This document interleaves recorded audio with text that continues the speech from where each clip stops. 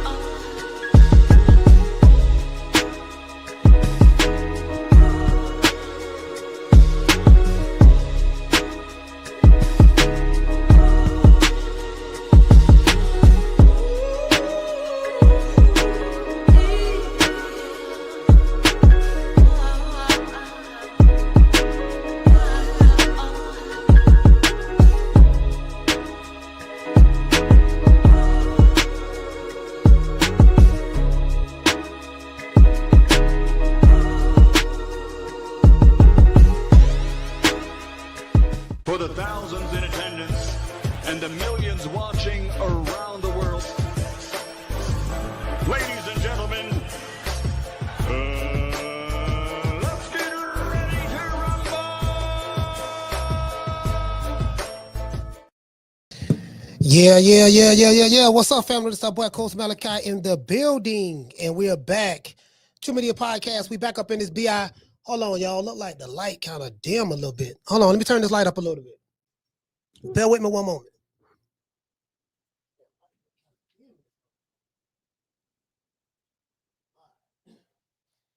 I think that's a little bit better right there. All right, we good. We good now. It's a little dark. Hey, man, shout out to Cooking Research Senior. Hey, Cooking Research Senior, man. Salute to you, fam. I think I saw a message, y'all. Some of y'all left me, so. When y'all leave comments, I do see some of them. I don't see all of them, of course, but when y'all leave comments, I do see some of them. I get alerts. The problem, this is the problem, though.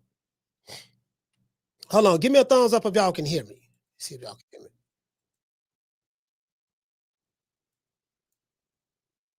Okay. Yeah, I just want to make sure y'all can hear me.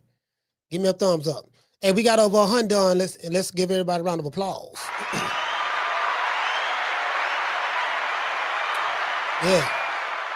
Yeah, today gonna be a good show. Y'all share this show, man. Y'all know me.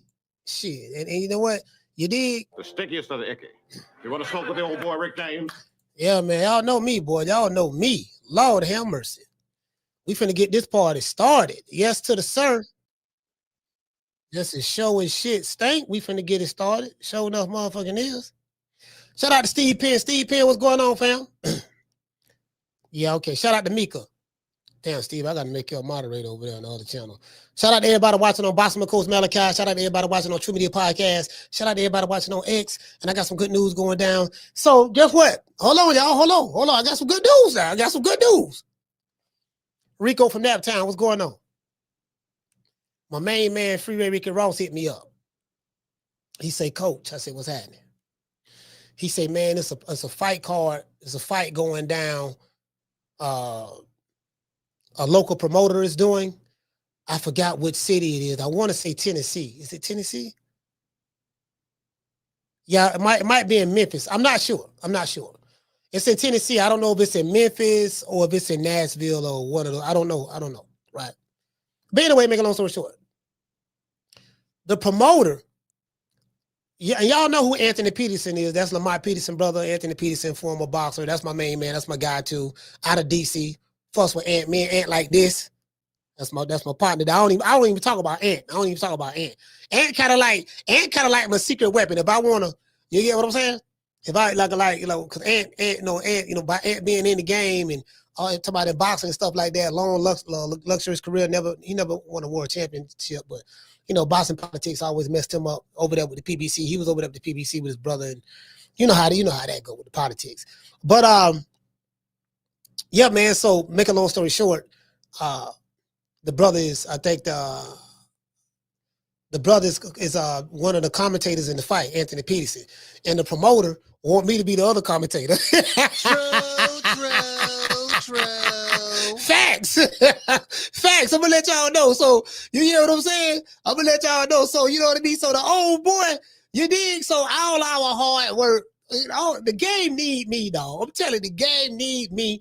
All of our hard work gonna pay off. I'll bullshit aside, dog. I got that phone call last night. True. Last night, I got that phone call. It was a FaceTime too. Just let a nigga call her. Just let me call. Hey, sir, see you. Just let me call one fight. I'm just trying to call. I just want one, dog. Let me call one fight, and then two, and then three. You know what I'm saying? I'm so these goddamn niggas. Hey, shout out to shout out to the Jessica. Yeah, man. So these goddamn niggas, look, man. Y'all need it, man. I'm trying to tell you, man. Hey, what you say? CJ say you can't be laughing after the fight. I get whooped, coach. No. All jokes aside, check it out. You know, I don't clown people for losing. If you lose, you get what I'm saying. It is what it is. The only time because in boxing you're gonna win some, you're gonna lose some. So I wouldn't do them boys like that. The only time I would clown a nigga.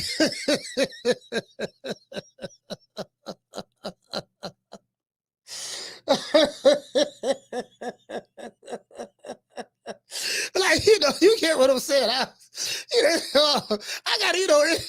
gotta hold back. I gotta hold back there. You know, boxing politics. It's the politics of boxing. Hey, CJ, I'm just saying, dog. Like, I'm trying to become a little bit more politically correct, my brother. I'm trying to, now there are certain circumstances where we will clown them more for, right? It just depends on the individual. It's by individual. It's it's on a case by case basis is what I'm trying to say. You get what I'm saying? You know, so but it's some thing, but hey, let me stop, man. I'm on that good green. I'm on that good green right now. The stickiest of the icky. Yeah. You want to smoke with the old boy Rick James? Yeah, no, I won't do that. But all jokes aside, I won't do that. Dude lose, man. I won't do that. You get what I'm saying? Hey, you know what I mean? I tell him, look, man, keep your head up, man. Don't worry about it. You got one. You know what I mean? You got a loss or whatever the case may be. But what I'm saying is, it's when you call the fight, you gotta call it. You gotta call what you see. See, this is my thing, right? This is the secret to this.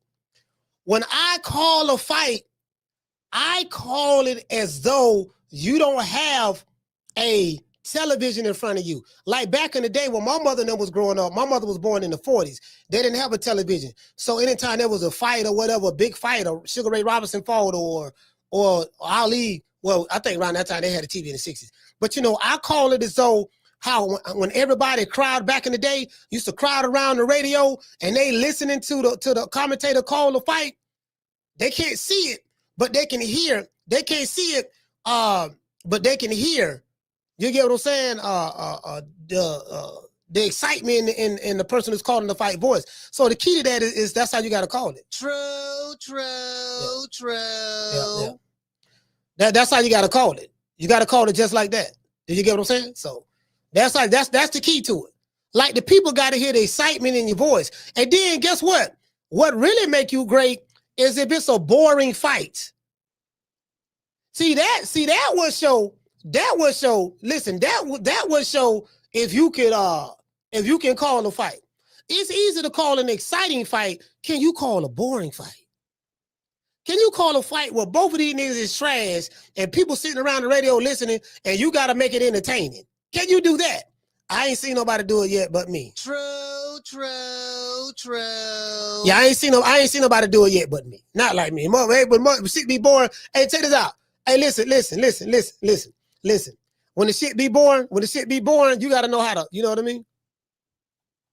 Shout out to Willie Sumner. He said, exactly, coach. He said, me and Dad listened to the fights on the radio in the 70s and 80s. Yeah, for sure. You get what I'm saying? For sure. Anyway, let's get into the show. He said, Rico, hell no. I'm gonna go to sleep, coach. All right, if you want to go to sleep, you can. Shout out to Jessica. What did you say? He said, I can hear you now, coach. What you mean you can hear me now? Y'all can't hear me? Hold on, let me turn it off. Hold on. Oh, okay. Nah, y'all can hear me. You get what I'm saying? So, anyways, let's get ready. Hey, shout out to Big John. Big John, what's going on, fam? Shout out to Ace. Damn, y'all late. Hold on. What the fuck? Hold on, y'all. I think y'all answering late. Why y'all answering so late? Let me see. He said your audio going in and out. Hold on.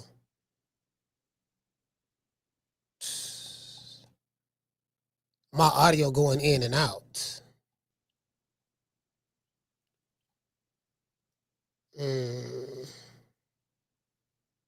How was mine? Let me read and see. Let me see. Hold on. Y'all bear with me one moment. Let me see. All right, now it look like it's going good. So let me turn that shit off. All right, hold on. Let me see what it sounds like now. All right, okay, y'all say I'm good. Okay. Hold on. Let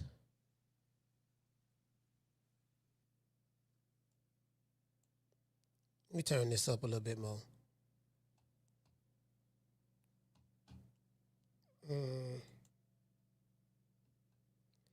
All right, if y'all say I'm good, man. If y'all say I'm good, then we good. All right, anyways. It looked like somebody said something about it was going in and out or whatever. All right, I'm good. Anyway, let's get into the show because I don't want to be dragging the show out about the damn audio if I'm good. Bill Haney slams Norman Sr.'s disastrous fight strategy. And I listened to Bill Haney's, shout out to Dollar Bill and Devin Haney. I listened to Bill Haney's post-fight press conference after the fight. Because, you know, we did a 7-hour fight party. Then I shot a video after that, you know, congratulating Debo Dev. Then we went live yesterday. Man. I was tired. Man, I was so tired. We went live yesterday, spoke about the fight. I was so tired, bro. Like, I'm not even gonna lie. We did a 7-hour fight party from 5 o'clock Saturday all the way to my East Coast time, all the way to 2 o'clock in the morning, Sunday morning, right? Then when I ended the live, that was like, what, 7 hours? Then when I ended the live, let me see, 5, no, that's about 8 hours. Let's see, 5, 6. No, that was like 9 hours. My bad. Was that 9 hours? Started at 5. Yeah, we start. No, you know what? No. We didn't end at 2. I think we ended at like 1 o'clock.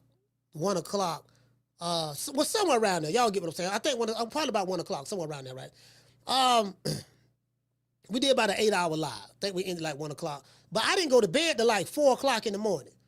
I didn't go to bed to 4 because I shot the video after the fight, giving a recap, and then I was editing videos because I got another podcast I do. So I was editing videos for the other second podcast I have. You guys don't know where it's at. I'll let you guys know about it. All right, now we filming the seasons. We doing the seasons right now. We doing season 1 of Foster's Barbershop podcast that's gonna be dropping. We're doing season 1. We like 3 episodes in right now. We're on episode 3, so we probably gonna do like 12 episodes and then drop them. You know. So hold on, I'm trying to see. Damn, what the fuck was I saying? Damn, I forgot. Then I forgot what our motherfucker said. Hey, what was I saying?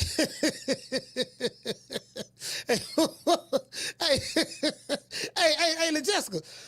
Hey, what was I saying? I forgot. I lost my train of thought. This is so embarrassing. Hey, I don't forgot what Hey, hold on. Can anybody tell me what was I saying? Okay, Marlon said about Bill. Okay, but what about Bill though? Okay, yeah. I went to bed at 4 o'clock.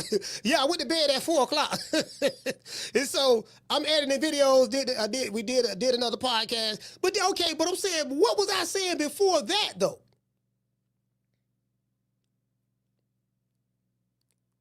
Anyway. I don't fucking. Bro, shout out to Ron. Man, this is so embarrassing. See, you know what I gotta do? I gotta start writing this shit down, man. Cause between the weed and the ADD, you hear what I'm saying? My short-term memory bad in the motherfucker. Sit your $5 ass down before I make change. The stickiest of the Damn. You want to smoke with the old boy Rick James? Anyway, matter of fact, let me just go into my monologue. Fuck it, I forgot, dog. It'll come back to me. In a post-fight press conference of the Normans versus Devin Haney, Debo Devin Haney, that is, I call him Debo. The Debo Devin Haney fight. Bill Haney explained what went so terribly wrong for Brian Norman Jr. Bill Haney ripped Norman Sr.'s for his stubbornness, unprofessionalism, and lack of respect. Bill added that Brian Norman Sr. was too cocky and too arrogant. Now, I might have an idea of what Bill Haney is saying right here as of late to Brian Norman Sr. being cocky and arrogant. I remember when we had Brian Norman Sr. on the show, and Brian Norman Sr. was pointing out a lot of flaws that Devin Haney had. I don't know if you guys remember that. I even dropped a short on it.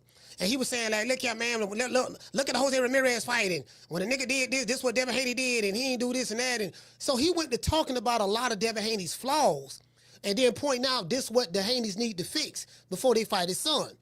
So I remember on this show saying to Brian Norman Sr., I'm like, man, damn, man, I say, you don't think, I say, I see you on social media, on your Instagram page and on Facebook and stuff, and you're pointing out certain things, flaws, you know, that you see in Devin Haney, that y'all that you want them to fix before you fight your son.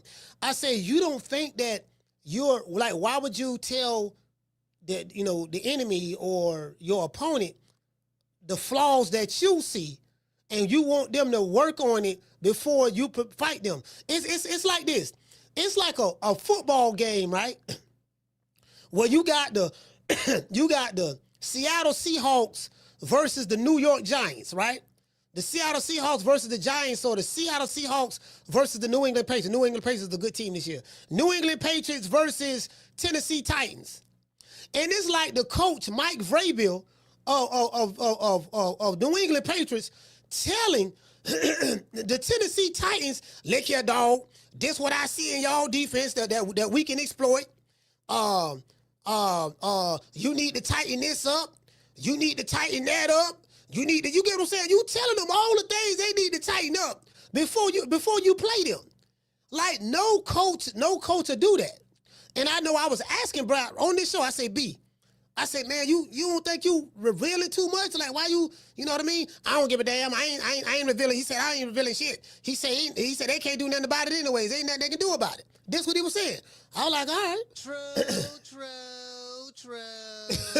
I was like, all right. So I said, you don't think you give away the game plan? It don't matter. It's too late. You know, it's too late to fix it. He can't fix it. So he said that on this show. I was like, all right. I'm like, all right. You know, I don't know nothing. I ain't no boxing coach, so you get what I'm saying? I'm like, all right. You know what I mean? I'm like, damn. My nigga, like, you know, it's like, put it this way. I'm finna come rob you, right? I'm finna come rob. Shout out to Willie. Willie, what's going on, fam? I'm finna come rob you. Hey, what you say, Jessica? You say, I remember that. You remember that, Jessica? So, I'm finna come rob you. Yeah, Jessica, I'm coming to your house. 8:30 tomorrow night. I'm going to be in an all green jumpsuit, a black and gold 1984 Cadillac Sedan DeVille. Yeah, and I noticed, this is what I noticed. I noticed in several places, several spots I can rob you at in your house. The side of your house don't have no cameras.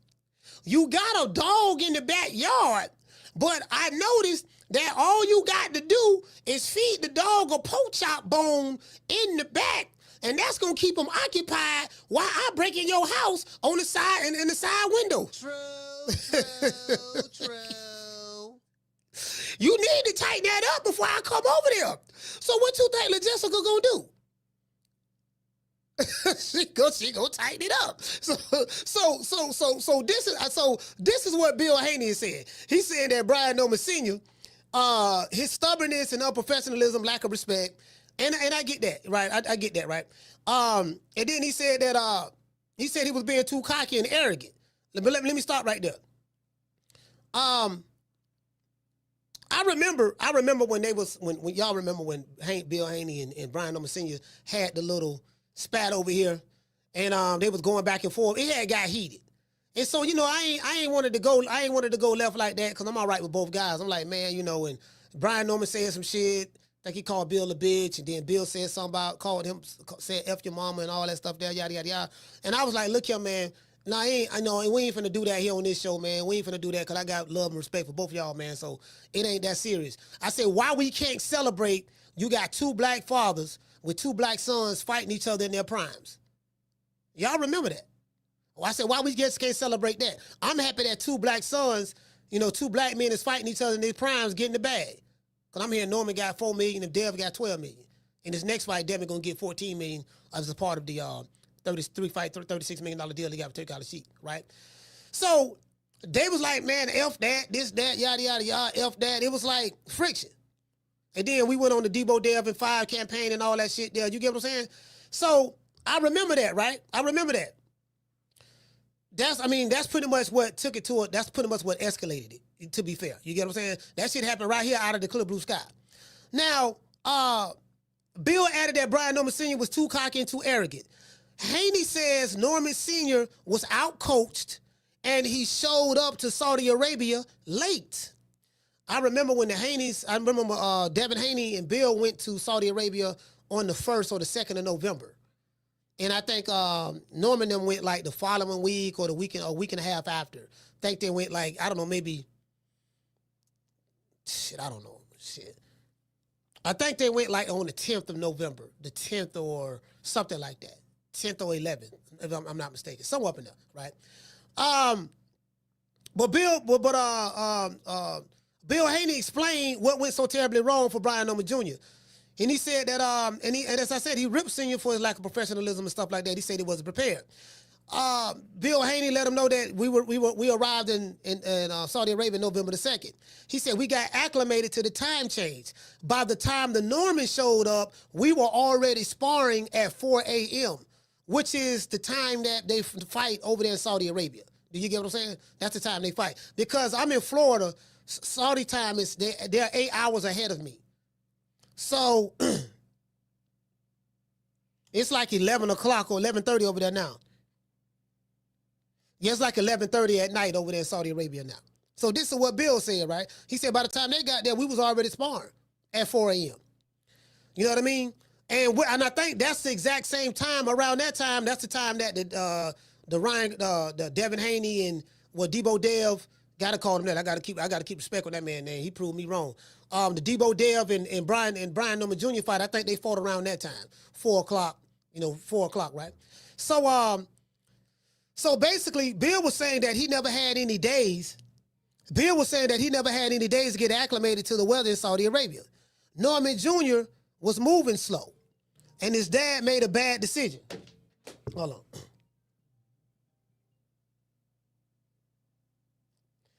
Tim, what's going on with you? Oh, man, just hitting you back, dog. Hey, when you was calling me, I was getting on the plane. Oh, you was getting on the plane? Yeah, I just got back. I had just got back from Dallas. Oh, okay. Yeah, Well, hey, but Dallas, I went out there. Go ahead. No. I'm doing the show right now. You. All right, bet. Yeah. I wanted to talk to you, but would it be a good time to call you back? Shoot, man. Today. Cause I wanted. In the air right now. It's gonna be hard today, B. All right. I tell you what, Tim. Yeah, I tell you what. Then But yeah, you gotta get me on though. But yeah, you gotta get me on for sure. Yeah, I gotta For get sure, we gotta connect, B. We definitely gotta connect, bro. I gotta get you on the show because I want to get your breakdown of what went so right and wrong, right for Devin Haney and what went wrong for Brian Norman in that fight. All the above, everything, man. Yeah. I'm definitely ready to give it to the fans and let them know. You know what I'm saying? And the fans that's out there, they hollering and laughing and all that. Keep laughing, keep hollering. Go ahead, man. I was born and raised for this, man. Bring it. You feel me? Hey, I'm gonna get credit when credit is due, fam. Hey, I'm just gonna let you know right now. Hey, Haney did his thing. Haney did his thing, man. You know what I'm saying? That's just what it is. But yo, I'll try to get at you tomorrow, man, if that's possible. Okay, yeah, for sure. It's definitely possible, man. I want to get at you before the holidays. All right. All right, salute me. sure. Shout out to Tim Bradley. See you later, man. Yes, sir. Yeah, that's Tim Bradley, man. See, hey, look, listen. I talk to a lot of people in Boston, bro. Y'all have no idea. It's a lot of people that I talk to that I don't even talk about. Like, I don't mean to brag now, but I got to give myself some credit. I'm so plugged in with so many different people now in this game. It's a lot of, you get what I'm saying? So, and people call me and stuff like that, and, a lot of them, they won't come on the show, but I talk to them and stuff, so. They hit me up. And I mean from different promotional companies. They're like different promotional companies, like for real. You know what I'm saying? So, but I can't reveal my sources. You can't do that. You got it. You know what I mean? In this game, you can't do that. But anyway, shout out to Tim Bradley. So back to what I was saying though, right? So what Bill Haney was saying that because they arrived, the Normans arrived in Saudi Arabia so late, he said that Brian Norman Jr. never had any days to get acclimated to Saudi's time, Saudi Arabia's time, right? Norman Jr. was moving slow, and his dad made a bad decision. Bill also spoke on how he studied the game of boxing with some of the best minds in the sport, which is true. That is true. The Normans learned boxing in a garage. That's what Bill Haney said. I got the video. I'm going to play it. End quote. From my understanding of what Bill Haney is saying, he's putting the blame squarely at the feet of Brian Norman Sr. for his son's lack of preparation. And I think when we watched that fight, one of the things that jumped out at me, and I think all of us agree with it. A lot of the people who picked Devin Haney to win, y'all was right. Whoop de doo. I hope y'all celebrate, have fun. I hope you made $1 million or whatever the case may be. This too shall pass. You was right, finally. Good, thank God y'all was finally right about something. Anyways, but other than that, he was just saying that Bill was saying that it's kind of like I kind of get what he's trying to say. He's trying to say that when I watched the fight, it looked like Brian Norman Jr. was lost. Like, it looked like he was lost. Like, he really did not know what to do. When you see somebody that's standing in front of somebody and he's rushing and just throwing a flurry of punches in the air, just trying to get close, and then they get too close and they clinch and go to tussling, or you know what I mean? Or they had that glossy look in their eyes. It was like he was prepared physically, but it didn't look like he was prepared mentally. Do you get what I'm saying? And I saw that. And I think everybody saw that, especially after the knockdown. Once he got dropped by a guy that everybody know to be pillow-fisted. So he got dropped by a pillow-fisted guy. Not only dropped, but he got hurt. And he got dropped, and he got hurt with a left hook. It was the check left hook that set up everything. He caught him with the left hook. He backed up and stumbled. But then he sat right there in the middle in the line of fire. He never moved. He never, all right, I got rocked. Let me circle to the left or let me circle to the right. No, he sat right there, which allowed Devin to throw another left hook that Brian Norman partially blocked and then get hit with a straight right hand with all of Devin's weight at this at 147. And he dropped him and he hurt him. Did you get what I'm saying? So that shocked the hell out of him. I think that was obvious, right? And he wasn't prepared for that. So if he didn't know that was going to happen in that sequence, and of course, anything happened in boxing, but he wasn't prepared for that from a defensive standpoint. You get what I'm saying? So I think that's what Bill is talking about. He's saying he wasn't prepared. You get what I'm saying? So, I mean, at least that's what I think. Bill Haney did say that Brian Norman Jr. is a good fighter. However, Devin Haney made it look like he was an amateur at times, right? Now, this is what some supporters call, like, I got people from Atlanta calling me. I ain't saying no names. I got people from Atlanta calling me. And I can say the names, but I'm not. These are my people. I got people from Atlanta calling me, and even some that I didn't even know calling me, telling me the same shit. They saying they're embarrassed. They saying that Brian Norman Jr. looked like an amateur. Not making this up. I'm not making this up. They said that, bro, they saying stuff like they're embarrassed, made him look like an amateur. What was the game plan? Like, what was the game plan? They went to blaming Norman Sr. for doing too many interviews, this and that. It was like, and I'm like, okay, I hear what y'all saying, and I do hear what y'all saying. You get what I'm saying? But this is what's coming out of Atlanta that's calling me. Y'all have no idea. I got so many people blowing my phone up, not blowing it up, but really hitting me up, just talking to me about this fight this weekend.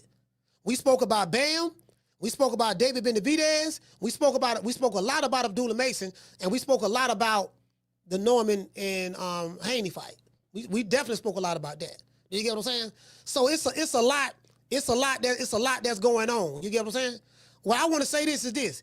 You know, if you ride with Brian Norman, and I like Brian Norman Jr., like Devin Haney as well, don't turn your back on him.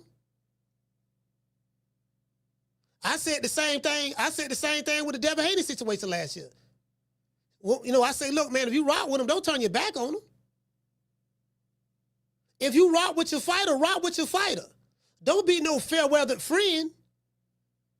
I only want to be friends with you when things are going good. Be friends with me when things ain't going so good. But see, that's what boxing fans do. There's no loyalty, you know, with the boxing fan. The boxing fan, you know what I mean? It's like, put it this way. I give you a perfect example. I got niggas hitting me up. Well, not really hitting me up, but sending me comments. Like, they act like they sleeping with Devin Haney. You can't make this up. Yeah, nigga. What you said about Devin. All that slick stuff. They taking it personal. I say, bro, Devin Haney don't even know you niggas exist. I can get them on the phone. I call these people. I talk to these people. They call me. You don't even have a relationship with the nigga who you want to suck up for. I got a relationship with them. They don't take it personal. But the fan, the male groupie in you, take it personal. Because you feel a certain way about me or someone else, you think your fighter feel that type of way. But your fighter don't know you breathing. And your fighter I talk to. And your fighter don't take it personal. Did you know that? True.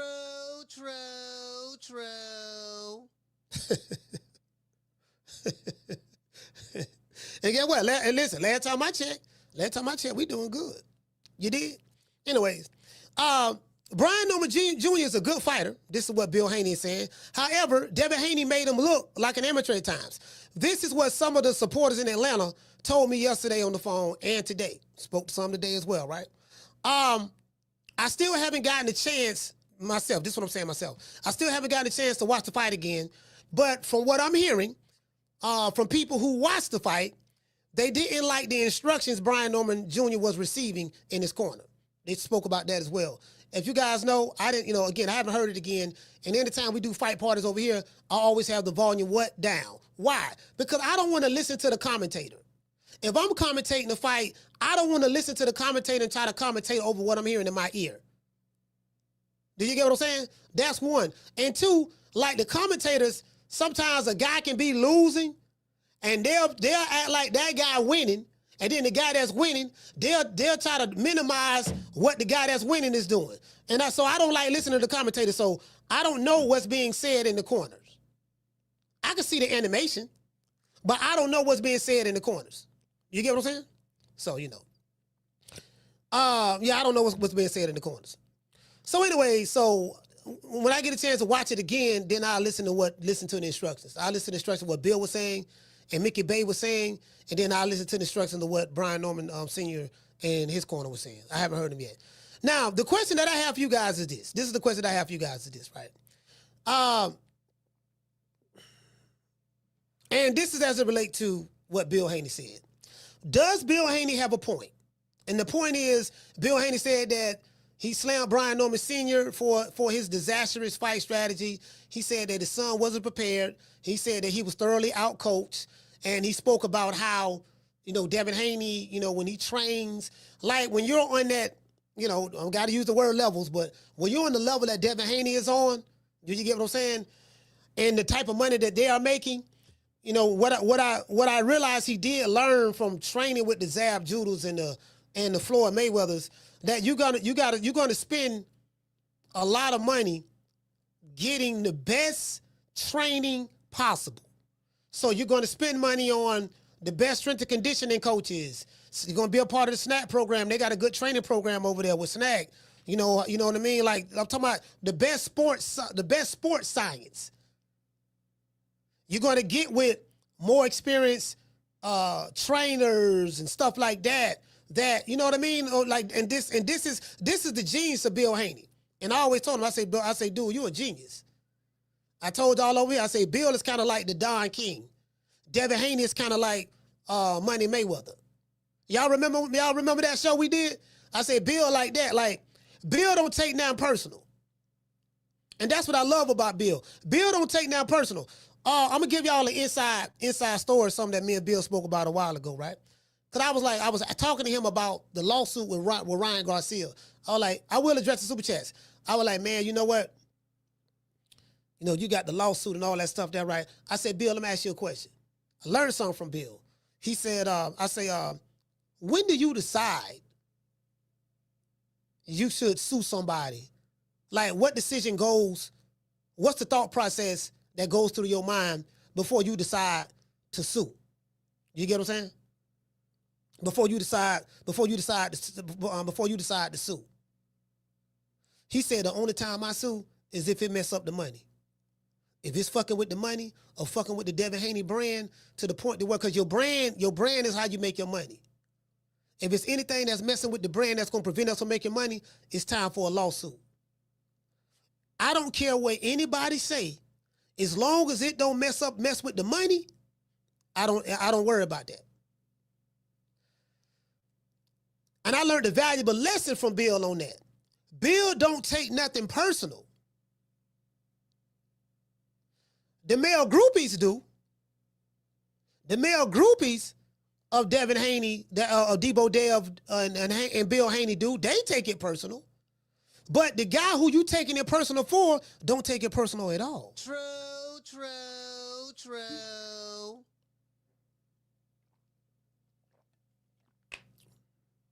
Did you get what I'm saying? Like, for real. Don't take it personal at all.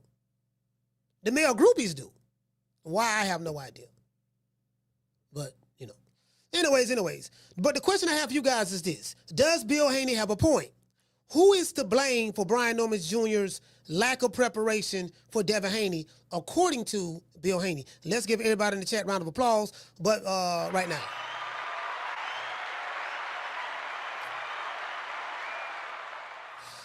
I will address the super chats. Today's show is sponsored by Foster's Barbershop. If you are in the city of Tampa, download the app Booksy.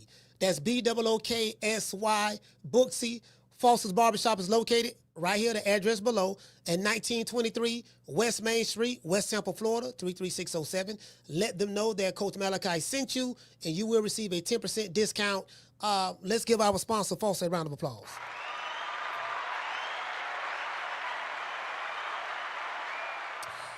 Shout out to everybody. We got almost 700 people here. We have over 500 on YouTube, and we have 61 on X. Shout out to everybody that's watching the show. Before we get into the show, I want to dedicate it to the hood. I want to thank the whole hood who came out here. I love y'all. I did this for the hood. Y'all know I beat that boy. Yeah, man, it is what it is. Master Goku, what's going on, fam? T-Mac over there in the other chat, what's going on? Hollow Davis, Discernment, the lovely Mika Lovin', what's going on, sis? And shout out to Summer in November. Summer, what's going on? It is November, and it's feeling like summer right here in Tampa Bay. True. Shout out to Willie Sumlin. Now, shout out to Freddie, man. Freddie Chapman, what's going on, fam? What's going on? Shout out to the Facebook. Hey. Yeah. Oh, that look good.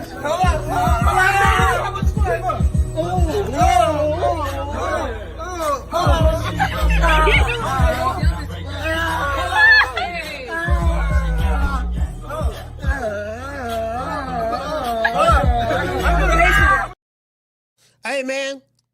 Shout out to the Puerto Ricans. I felt like a Puerto Rican in this hair. I felt Puerto Rican. Y'all know I loves me some Puerto Rican. I felt Puerto Rican in this. Rican. Hey, man, it is what it is, man. Y'all know what time it is, man. Tuck your chain. Debo is coming. Come Debo. Who? Debo. What's up, y'all? What's up, Red? What you got on my 40, homie? Hey, look here. I'm sitting there clowning and talking about Debo Dev at 5. Motherfucking Debo showed up. Motherfucking Debo showed up on that beach cruiser. I said, hey, look, I'm sitting there clowning, talking about Debo Dev at 5. Shit, motherfucking Debo. Nigga came. And that motherfucker came to the ring. Hey, shit, it almost a Debo Delby too. Cause I was like, man, listen, I ain't gonna lie, bro. That second round when he dropped Brian Newman Jr., I thought it was over with because Brian Newman Jr. didn't recover. He was hurt for the remainder of that round. But Devin didn't know how to finish him. So I was like, I was like, God damn, I'm sitting there. Nigga, I was shocked. I said, God damn, he dropped him. Y'all remember how I was looking? Y'all remember how I was looking when we were watching the fight? I said, God damn, nigga, I was shocked. I said, God damn.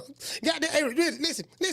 No, I'm not pillow fisted. No, I'm not pillow fisted. You get what I'm saying, motherfucker? I should have knew better. Motherfucker, Devin was hitting it. Devin, hey, Debo Dale was hitting the tiger with the sledgehammer. Y'all remember that? They were making all them squeaky. They were making all them squeaky, punchy noises. In the videos, every time Debo Dale hit the heavy bag, squeaky, squeak. They were saying all that shit there, right? That motherfucker got stronger. He got punching power now. That motherfucker got. That motherfucker got stronger. Shit. This motherfucker punching. Shit, nigga Debo Dale shit. You get what I'm saying? Shit, motherfucker punching. Anyway. Yeah, man. Hey, I ain't like that. Hey, I was like, yeah, what them niggas said about me, dog. Hey, bless. Yeah, what them niggas said about me, dog. They said I'm chinny. Check. They say I got pillow for fists. Check. They say I'm gun shy. Check. They say Ryan Garcia snatched my heart. Check. They said I was doing the running man in my last fight. Check. They said that, right? He had a list of shit. Yeah, nigga said. They said I was going through whole problems. Check. They said that I'm falling in love with strippers. Check. They said that, you know what I mean? And like he just had a whole list. Just, you get what I'm saying? I'm like, God damn. Shit. This nigga, man, God damn, this nigga here, boy. This motherfucking Debo, motherfucking Debo came trying to sleep a nigga. Hey, man, anyway, let's listen to the interview after we pay some bills, man. I'll give a shout out to our sponsor, IT Bail Bonds. Sitting in the county jail right now for child support, driving on a suspended license, or a missed court date? Don't even trip. I made one phone call to IT Bail Bonds, and they had me out the same day. No judgment, no games, just real people who move fast. If you or a loved one is locked up in the city of Tampa, call IT Bail Bonds at 813-231-2663. IT Bail Bonds is located at 6201 East Hillsborough Avenue, Tampa, Florida, 33610. IT Bail Bonds. When freedom is on the line, call IT. Yeah, man, I'm just letting y'all know, man. Look at IT Bail Bonds. I'm trying to tell y'all, man. It is what it is, man. Yeah, it is what it is. Listen, man, IT Bail Bonds, man. You know, freedom on the line, man. Call IT, fam. When freedom is on the line. You get me? If you're in the city of Tampa. He say, damn, you got whole problem. Hey, look here, man. Yeah, man, like he wrote, look like he wrote all that shit down. Look like he wrote all that shit down. That nigga checked all the boxes. I said, hey, anyway, let's see what Bill Haney got. Matter of fact, let me read the super chats first. Let me get to the super chats.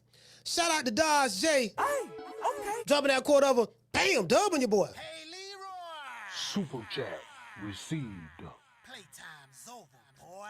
Dodge J say time to break out that double-breasted suit. Yeah, man, I'm hoping, you get what I'm saying? That part of it, I'll let y'all know about it, baby boy. Listen, I just want to call one fight. Just let me in the back door. Let me call one fight, dog. Just let me call. It could be on the chitlin circuit. I don't mind working my way up to the top. You know what I mean? I don't mind working my way up. I can start on the chitlin circuit first. Let me see what I can do on the chitlin circuit, and then put me on the big league. I'm already big time, but I got the, you know what I mean? Just put me on the chitlin circuit first, and then let me work my way up. True. Hey, shout out to Boston Jim's. He said, me too. He said, check that analysis vid out when you get a chance, coach. Oh, hey, shout out to Boston J. Jim's. Yeah. Hey, no, I got it right here. Somebody sent it to me. Somebody sent me your breakdown. I'll look at all your stuff anyway, so. Hold on. Right here. Yeah. I got it right here. He say Haney Norman film analysis. I got it right here. Fam. I got it. I'm gonna check it out. Shout out to Mo Taylor. Hey, okay. Dropping that quarter of a dub on your boy. He say Debo Dev almost knocked Brian Norman Jr. Ah. Hey, check this out, bruh. Hey, I'm gonna play that bit. Hey, listen, my nigga. That man, they goddamn Ned the Wino, boy. So I'm sitting there laughing at that nigga. Shit, nigga, motherfucker, Ned the Wino boy was damn near on it, boy. He said great party Saturday, coach, and salute to all the fighters. He said the card did not disappoint. Hey, Mo, check this out. That fight card was the best Riyadh season card they have ever had, bruh. I even like the Vito Melanecki fight against the Nigerian dude. That was a great fight. Abdullah Mason and Sam Noakes was a great fight. But you get what I'm saying? Bam Rodriguez and Puma Martinez, that was a great fight while it lasted. And Devin Haney, Brian Norman Jr., that was a great fight. Some people, I'm seeing some people saying, I think Eddie Hearn said that the fight was boring and all that stuff there. The Devin Haney and Brian Norman fight wasn't a boring fight to me. I mean, it was way better than that Randy Man shit he did against Jose Ramirez. It was way better than that. In comparison to that, it was real good. You know what I mean? But no, that fight wasn't, I mean, that was a good fight. And the Haney Brian Norman fight was a good fight, bro. I liked it. Now, was it some clinching in the second half of the fight? Yeah, it was a lot of clinching and stuff, but I liked it, though. I liked it because Devin Haney answered a lot of questions. You know, Devin Haney answered a lot of questions, and Brian Norman answered a lot of questions. So now we know. Now we know who is who. You get what I'm saying? We know that now. You get what I'm saying? So, you know. Shout out to Clifton. He said we be sarcastic. He said we being sarcastic today. Debo Devin 5, ha-ha, shame. I'm always sarcastic. So, you get what I'm saying? I'm always sarcastic. Always. If y'all don't like my sarcasm, you can leave. If you don't like my sarcasm, you know what I mean? I ain't saying you, I'm just saying whoever. You know, like, y'all the only niggas I know, y'all watch a nigga shit and complain about the shit you voluntarily watch. If you voluntarily watch my content, how the fuck you gonna complain about how I deliver my content? If you don't like it, nigga, leave. True. Simple as that. Shout out to Omar. Hey, okay. Dropping that quarter of a bam hundo on your boy. Hey, Leroy. Super chat received. Playtime's over, boy. He said props to Huggin Haney for winning this fight. He said Bill is right. Bad game plan. Hope the Normans come back. They are entertaining. Okay, for sure. Shout out to No Cable. Hey, okay. Dropping that quarter of a bam dub on your boy. He said Coach Junior in trouble. He said Haney and Boca exposed. He has problems with technical boxers. His dad, after he came back in the corner, said, God damn, after the third round. I didn't hear it, but I gotta go back and listen to it. I didn't hear what Nita Side was saying. Shout out to Tony Montana Hey, okay. for dropping that quarter of a bam dub on your boy. Hey, Leroy. Super chat received. Playtime's over, boy. He said Junior, you say Junior good, he needs some different trainers. Senior didn't have a plan B. Okay. I've been hearing that too. Shout out to Jalen. Hey, okay. Dropping that quarter of a bam dub on your boy. Hey, Leroy. Super chat received. Playtime's over, boy. He say, like Greg Hackett said, he say Senior was talking about Haney power and forgot Haney is still a man at the end of the day, punching at a world class. He say punching at a world class is a little different. I get you trying to say punching at a world class level is a little different. Yeah. I see what you're saying. Shout out to No Cable TV. Hey, okay. Dropping that $2 super chat. He said, I bet Tank ain't fighting Debo at 147.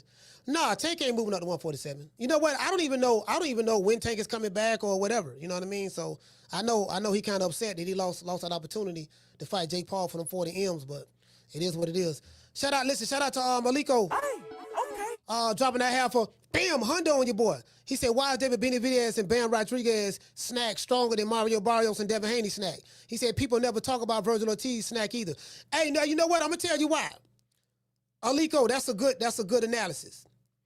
The reason why people don't talk about David Benavidez being on Snack, Ben Rodriguez, Virgil Ortiz, Mario Barrios, it's because those are fighters that they don't really care too much about, that they like. Or the fighters that they hate that are on Snack, they try to make Snack seem like it's something nefarious when it comes to Terrence Crawford and Devin Haney. That's how I'm glad you spotted that, because that's how you know these guys are disingenuous. They don't care nothing about Snack. It's the fact that these niggas I don't like, so I gotta try to find a way to make them look bad because I don't like them. That's what this is all about. This ain't about Snack. It's about the dudes that you don't like that's on Snack. Because you don't say nothing about Benavidez, you don't say nothing about Doggone Bam, you don't say nothing about Virgil Ortiz or those other fighters. It's like most of them are Hispanics that's on Snack. You know, Caleb Plant, I think Demetrius Andrade. You don't say nothing about none of those guys, but the guys you don't like, that's good, that's winning, you know what I mean? That's who they focus on, and that's just the reality of the situation. True. You get what I'm saying? So, I mean, that's just what it is. That's just the reality of the situation, fam. You know, they pick and choose. They pick and choose when they want to have fake outrage. That's why I don't get caught up in the emotions of these people, because they're just so disingenuous. You get what I'm saying? You dig? Down from the bar, there's a platform stage. People pimping, sharp as razor blades. All right, y'all, we finna go listen to this interview that Bill Haney said, then I'm gonna drop the phone lines. So when I drop the phone lines, y'all call the show. But wait a minute, I ain't dropped them yet, so I'll let y'all know. Let me know if y'all agree with what Bill is saying. Do you agree with what Bill is saying, or let's go? Professors in the game and learned this craft. They've learned it, unfortunately, in a garage. Hold on. But honestly, though, and wait. Let me turn it up for y'all.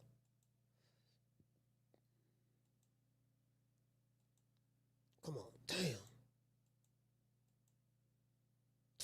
All right, hold on. My bad. Let me turn this shit down. So this shit is all right. Here we go. Right here.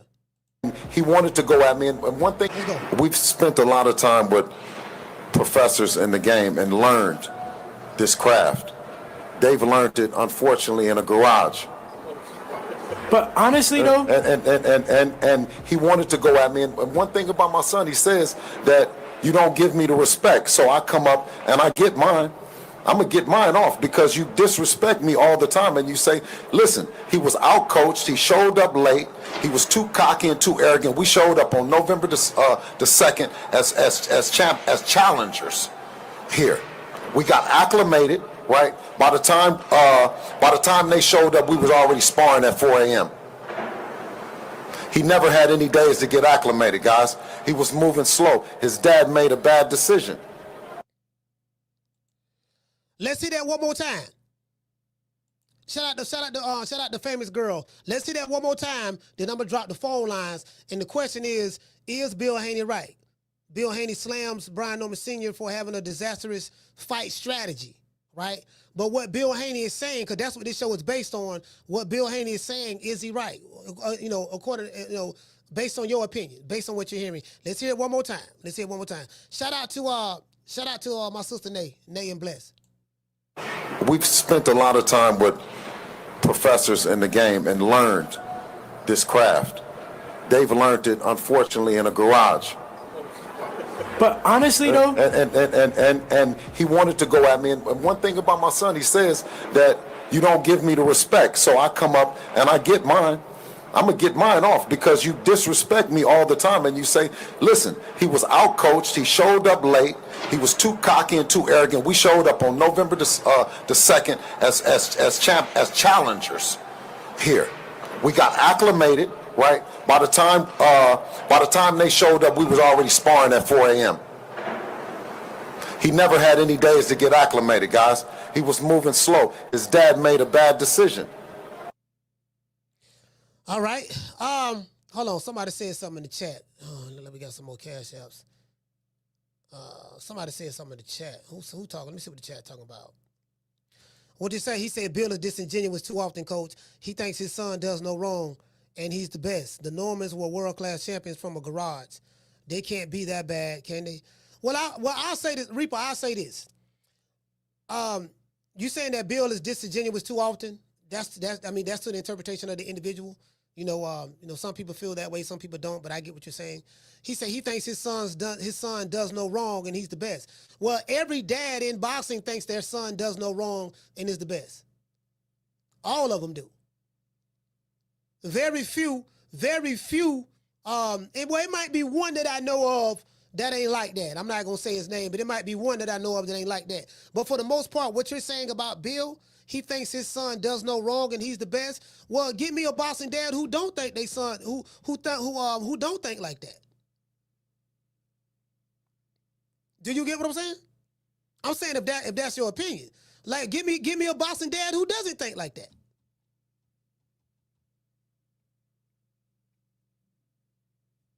You get what I'm saying? So, we get ready to drop these phone lines, man. 530-494-9636. Phone lines. Where is it? My bad, y'all. I'm trying to find it so I can drop it. Man, is it the where the fuck the phone line thing?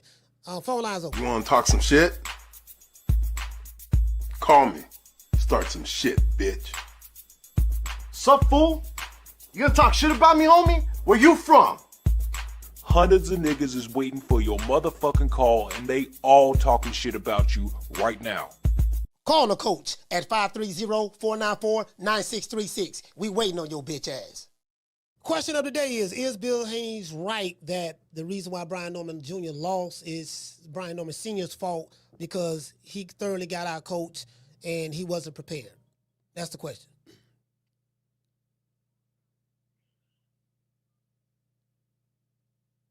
I want to hear what the people got to say. That's why we dropping the phone lines early. Caller, what's your name? Where you calling from?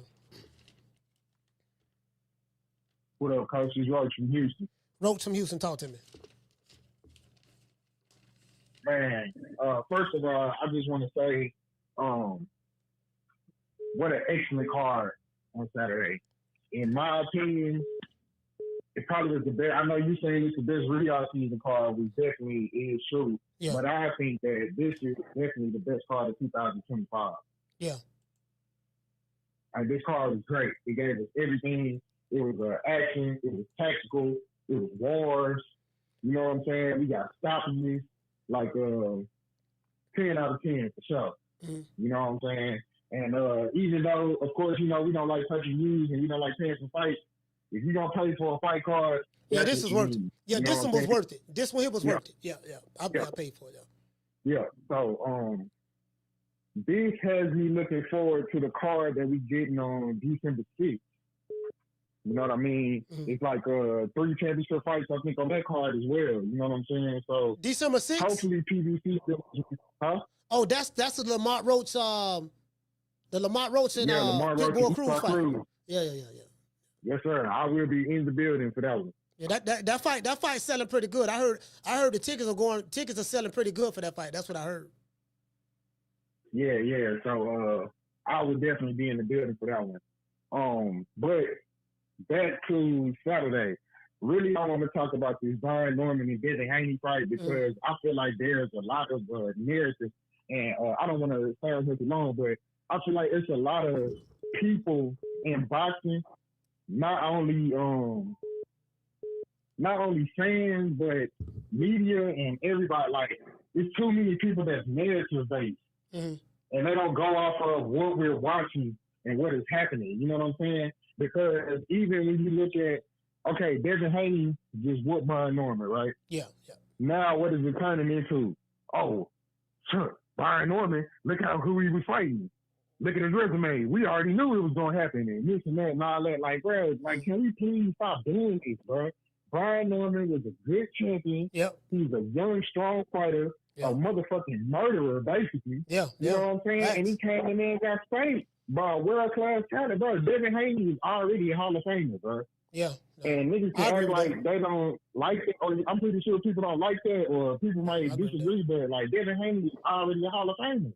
No, this right. Listen.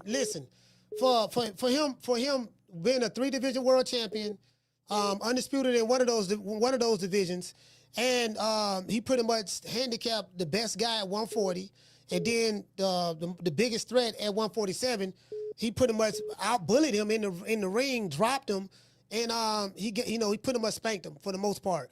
And so you can't 3-division world champion at his age, former undisputed champ, and how he was able to. And then Brian, the reason why you can't take that from Brian Number Jr. because Brian Number Jr., even though that he wasn't fighting that well, but he went on a run where he was knocking people out. So he didn't look good against the Quentin Randall fight. And a lot of the information that I received on Brian Number Jr. for a long time ago was you got to look at a lot of the fights he had on Showbox. He used to always rush in there, and I know for a fact that Top Rank didn't really think much of him. They didn't think much of him. They put him in the Cuevas fight, not the Cuevas, but they put him in the Centillion fight. He was supposed to lose and get knocked out. That was their way of washing their hands with him because they didn't really believe in him like that. But he did the impossible. The improbable, impossible, whatever, and he stopped. He knocked out Centillion. He knocked him out. Yep. So everybody was like, "Oh, wait a minute, he did that to that man in his backyard," because that was the we finna wash our hands with you fight, right? But he won. Then right after that, he fought Cuevas. He stopped him. He won that one. Then then he went to Japan and he got knockout of the decade. Knockout of the year with Jin Sasaki. So he worked his way back up. He became a very fearsome man at 147. So you can't turn around and say the man trash, because if we say he trash, then what does that says about Devin Haney? So now you're saying Devin Haney only fights bums and trash.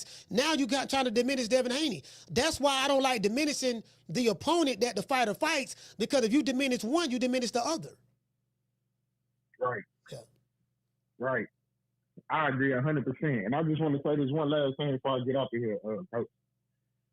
For the people that try to turn it into, so Haney is whooping Norman, right?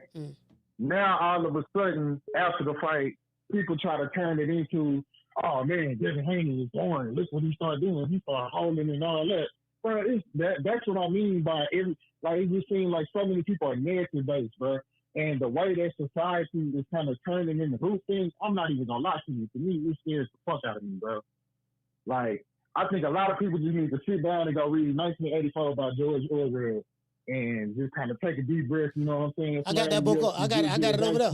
I got it over there in my bookshelf. Yeah. You feel me? So like, I just think, bro, people need to stop fucking trying to get everybody to think like each other and just kind of like look at things and think for things for themselves. And I think that a lot of these narratives will start dying and people will really start seeing like what's going down. Stop like discrediting these fighters, bro. Cause I mean, bro, we getting some good fights. People are putting on some all-time performances. You know what I'm saying? Like, let's appreciate what we're looking at, bro. But appreciate you taking my time, man. Absolute, fam. That's just the game. That's just the game. That's just how it goes. You get what I'm saying? Like with me, like I told y'all, I have so much fun with this boxing shit now because I'm not emotionally invested in it. I'm not emotionally invested in boxing like that. So, I don't get caught up in I don't get caught up in the emotions of other men.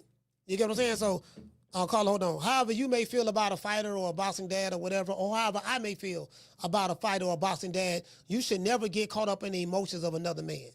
Never do that. How you feel is subjective to you, right?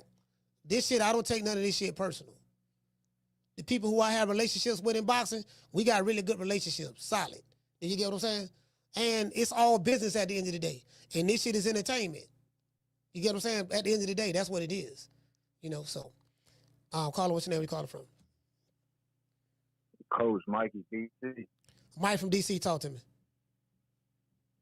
Man, I called up here probably the day before the fight. And I was like, man, I don't know why this nigga Haney looked so confident. And I had ended up putting my money on Norman. I put my money on Norman more so because I thought Haney was damaged. Then I just thought Norman was a hell of a fighter. You know what I'm saying? Yeah. And the thing with what's going on right now, everybody, we gotta be grateful and thankful. Man, fuck that, bro. The nigga daddy was talking crazy. His son went out there and looked like he ain't belong, man. That's just the truth. It looked like the stage was too big for him, the lights was too bright, and his father got on every platform talking like he was a big bad giant. He got touched up early, and he didn't look the same the rest of the fight. We could tell the truth with being appreciative. Yeah. Y'all took the fight and got your ass whooped. Yeah. But we're going to tell the truth. The same way his daddy was running around on these platforms. Yeah, my son this. Haney ain't shit. Y'all ain't shit. I'm this, I'm that. Da, da, da, da. Man, the nigga looked like he didn't even belong, and he was levels above the nigigga like he said he was. Yeah. So I'm just tired of the whole, oh, don't throw Norman away. And I ain't saying I'm throwing him away. I hope he do rebound. I like his personality and all that. But he didn't look like a good fighter, man. That's just the truth. And I don't know if it's because Haney was that much better than him and made him look like that, or maybe I don't know what happened, but he didn't look like nothing his daddy advertised to us, man. And that's the truth. All right, salute, fam. Thank you for calling the show, fam. Mike DC. No, I think Haney was just that much better. Haney was just that much better. Y'all know how we do it over here. I'm not gonna take no credit for no fighter. See, this is the thing, right? Carla, hold on. This is what separate me from the rest of the pack.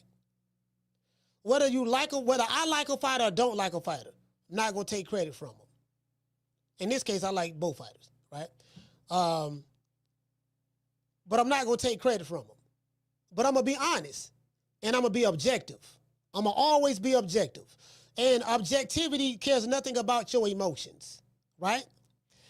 Devin Haney was just a better fighter. As simple as that. He was just a better fighter. And Brian Norman Jr. can bounce back. I believe he can bounce back. It's some changes he got to make. Because in order for him to go to that next echelon, he got to start doing next echelon type shit. That's something that they are going to have to work out as a team. I like again, Bill Haney saying that they learned the game in the garage. But guess what? His dad made him a world champion out of that very same garage. That's true. Brian Norman Sr. made his son a champion out of that very same garage. Now, it might be time to graduate from the garage. Might be time to do that now, but, it is what it is. Caller, what's your name? Where you calling from? Coach, what's happening, man? This Freddie happening from East Oakland. Freddie from East Oakland, talk to me. Okay, yeah. Hey, you know what? Kind of like really like picked me off, so kind of get me mad. You know how Brian Norman Jr. fans was like, oh yeah, Haney about to get knocked out. He about to get in a coma. Just talking all kind of shit, right? So when Brian Norman lost, it's like want to turn it back on the man. You feel me? Like, come on, man, that's that fake ass. That's that fake shit. You feel me? Because man, come on, man, you supposed to ride with the man if you won or lost. You feel me? Brian Norman, he tried his best, man. Matter of fact, he threw more punches than Haney in that fight. Yeah, he did. A lot more. He did. I think Haney outlanded him by like what, 20 punches or something of that sort. It was close. Yeah, I mean, I don't know the exact box. Stat. Yeah, I don't know the exact number, but it was close. He threw more punches. Haney landed more punches, but it wasn't by a lot. So that's according to CompuBox. But from what I saw, man, I think Norman probably won like one round. Just being honest, I'm just from what I saw. Yeah, but like I was saying, though, man, remember I was like, man, I really don't care who wins this fight. You feel me? Because I know this boxing shit hard, man. I used to fight, man, especially at that level. You feel me? And like the best man won. Like man, this shit is hard. That boxing hustle ain't easy, especially at that level. You know what I mean? He tried. The man was throwing some try. He was trying to catch Haney. He was trying to throw a sneaky 1-2. I saw it. He was like trying to step to the side, like, you feel me? But Haney's reflex was like on point though. He was slipping a lot of punches. And I was surprised though, man. I mean, congratulations, Haney, for the win. Brian Newman, he gonna bounce back. You feel me? How you say that shit? It's a minor setback for a major comeback. You feel me? So if they listening, man, Brian, keep it up, man. You know, because you got nothing but world class talent. So just keep on doing what you're doing, Brian. But all right, though, Coach, man, you stay up, dog pound. All right, shout out to Freddie from Oakland. Yeah, I mean, he only has one loss. Dog, you lost to a hell of a nigga. You lost to Devin the Dream Haney. You lost to a pound for pound talent. You lost to a generational talent in Devin Haney. There's no shame in losing to Devin Haney. Now, if you would have lost to a hog head cheese sandwich, then there's shame to lose to a hog head cheese sandwich. But you lost to Devin the Dream Haney. There's no shame in that. You only got one loss. You only have one loss, fam. Caller, what's your name when you calling from? To accept, press 1. Caller, what's your name when you calling from? Hey, what's up, Coach? It's D from Illinois. D from Illinois, talk to me. I agree with Bill Haney about preparation. I don't agree with that garage shit. But the preparation, I totally agree. I want to throw something out at you. Floyd, you know, it's the reason why he fought in Vegas. You know what I'm saying? We know he was the A side. He was promoting the fights and this, that, and the third. But there's a 2-hour difference when you're in Vegas than in other places. And I think, you know what I'm saying, a lot of people might not agree with it. But the time that he always fought was always at night, 11 o'clock, 11:30. And the people that's on the East Coast and wherever it's Central Time, you know, your body thinks that you sleep because you normally sleep at that time.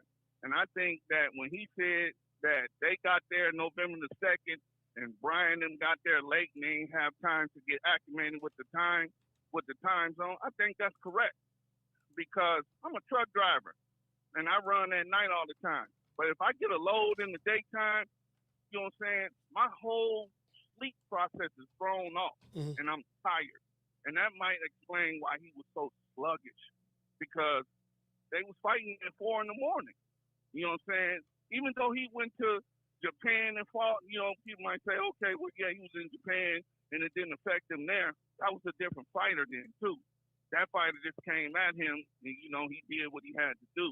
You know, the strategy that Bill Haney and them had, you know what I'm saying, I think it caused them problems in the time as far as when they were fighting. So I agree with Bill Haney 100%. All right, well, shout out to D from Illinois. I appreciate you, fam.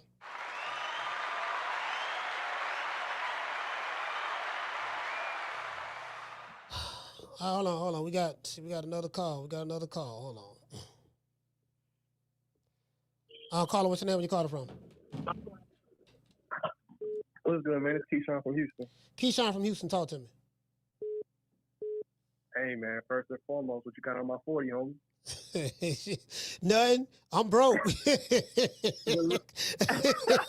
I'm nothing. Look, bro. Look, though, Coach. I know you probably forgot I had called you like a week ago or whatever. I told you he was going to win this fight at mid-range. Yeah. I don't remember. I'm disappointed in you. It was a few people. It was a few people that said it, but yeah. But I never get a million calls. But yeah. All right, but look, I'm disappointed in you though, because I know you probably watch more boxing than me, and I feel like if you watch all of Norman's fights, all of his weaknesses are Devin's strengths. Yeah. Keeping his head on the line, the feet, just all that lunging in, that all plays into Devin's strength, the sharpness, the feet, you know, all of that. And to be honest with you, Coach, I knew it was over in the first round. I feel like the only chance Norman had was to jump on him early, and he came out there trying to box. Trying to box, yeah. He tried to box with Devin Haney. Can't do that. And I know a lot of people were laughing at this, but it basically was Regis 2.0. It was the same game plan. Keep it in the center of the ring, turn him, he get close, clean. Like, it's the same exact game plan. Yeah. Literally. Yeah. You know what I'm saying? And I ain't trying to get you demonetized, but you know what I'm saying? Like, I feel like they made the same mistake as Regis as thinking he's sweet. They thought he was sweet. And I don't know why that narrative keeps, you know what I'm saying, getting played. It's like, I don't understand how people see that. It's 2 instances where I've seen that Devin is a dog. The 12th round against Loma, he had to go win that 12th round. You agree? You agree, Coach? I mean, not according to the scorecards. The scorecards had him. He was a unanimous decision. I don't think they had it. Well, I don't think they the had it. second half, Loma started getting off. Yeah, but I don't know. I don't remember what. Now, if it was a 115, 113 score, then yeah, I would agree. But I don't know. I don't know how much they had it scored for Haney over Loma. I got to go back and look and see what the scores were. But if it was that, then yeah, I agree. Yeah, but yeah, Norman came out there trying to box with him. I was just like, man, that ain't how you gonna win. But it's two things I want to get your take on real quick before I go, man. One, I've watched a lot of Devin sparring videos, right?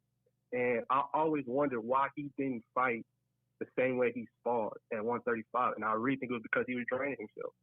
I think at 147, you're going to see more better performances at 147. You agree?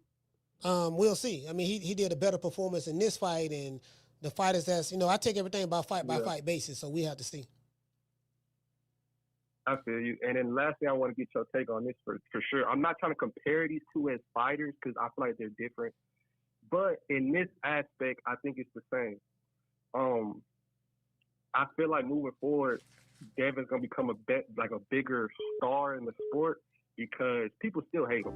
And I feel like it's that Floyd dynamic in the sense of people are going to watch because they hate him.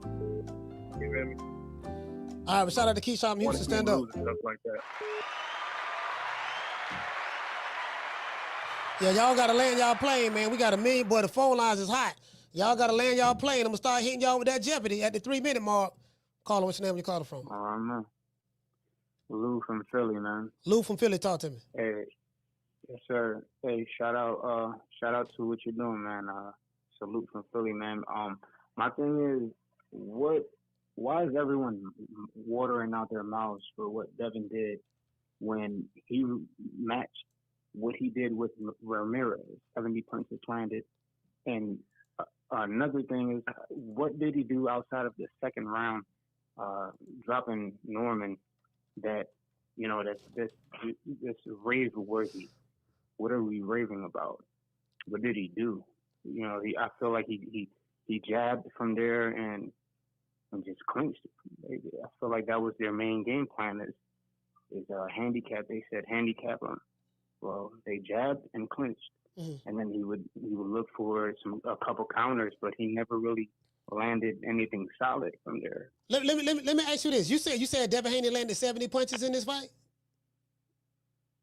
Now, I don't know what the CompuBox is, but what are you saying? No, I mean I don't see anything that really stood out to me other than the jabs. I'm gonna tell you, the jabs are snapping his head back. I'm gonna tell you what I saw.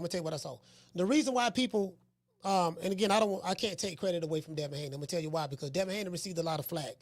From a lot of people. He received a lot of flack, based on his past performances. I have given him flack based on his past performance.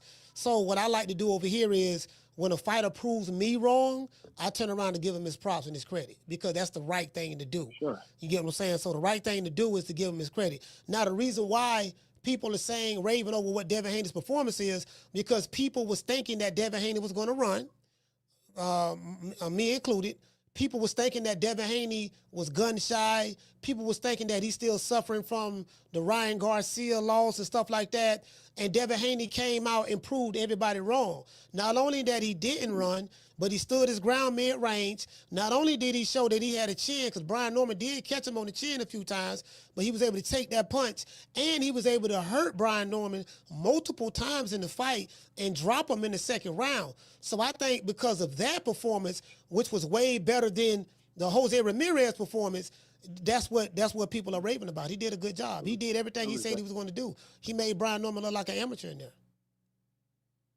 It was definitely a better performance than the Ramirez fight, and being that it was Norman, someone who's healthier, younger, and all those things, it did look better.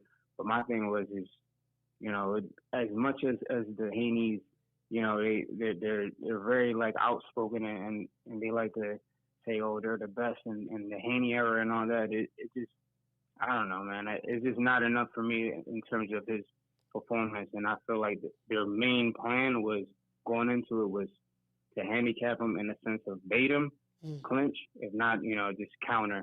But all right, so that's my Lou, take on it. so Lou, let me ask you this. Yeah. Yeah. Why the Normans didn't do anything about it? Because a lot of that clinching, if you go back and look at that fight, Brian Norman was doing some clinching as well in that fight. Brian Norman was clinching as well. When he got too close, like he was smothering his stuff and he was clinching as well. It wasn't all Devin Haney. But another thing is Brian Norman he could have done something about that because I asked him. And Norman to tell you, Norman said that I'm prepared for whatever he finna do. They interviewed him. Mike Carpenter interviewed, not Mike Carpenter, but Chris Mannix and all that stuff there. They said, are you prepared if Devin Haney starts to run? He said, I'm going to be ready for whatever he brings to the table. He said, well, Devin Haney likes to clinch and hold on. He said, I'm going to be ready for the clinch. He ain't going to be able to clinch me. He ain't going to be able to do none of that. Brian Norman Jr. and Sr. said that their son, they was going to be ready for whatever Devin Haney brought to the table. What Devin Haney brought to the table this past Saturday, they was not ready for it. I think that was obvious. So you got to give Devin his credit. But shout out to Lou for Philly. Salute, fam. Yeah. You got to give him his credit, bro. Caller, what's your name? Where you calling from? This is Kenny from Cali. Kenny from Cali, talk to me. Long time listener, man. First time calling in. I just want to say something that Bill Haney, he hit the nail right on the head when he said, how they study the science of boxing. It's certain fights I always kind of know who's gonna win, like Pernell Whitaker versus De La Hoya, or even Crawford versus Canelo. Boxing is not, I get mad, so I'm gonna knock him out. Like, no, it's like Devin earned his reputation, and I don't know if you ever been to the Mayweather gym, but nobody just gives you no credit like that to call you next Floyd or nothing like that. Yeah, he really went in there and earned it.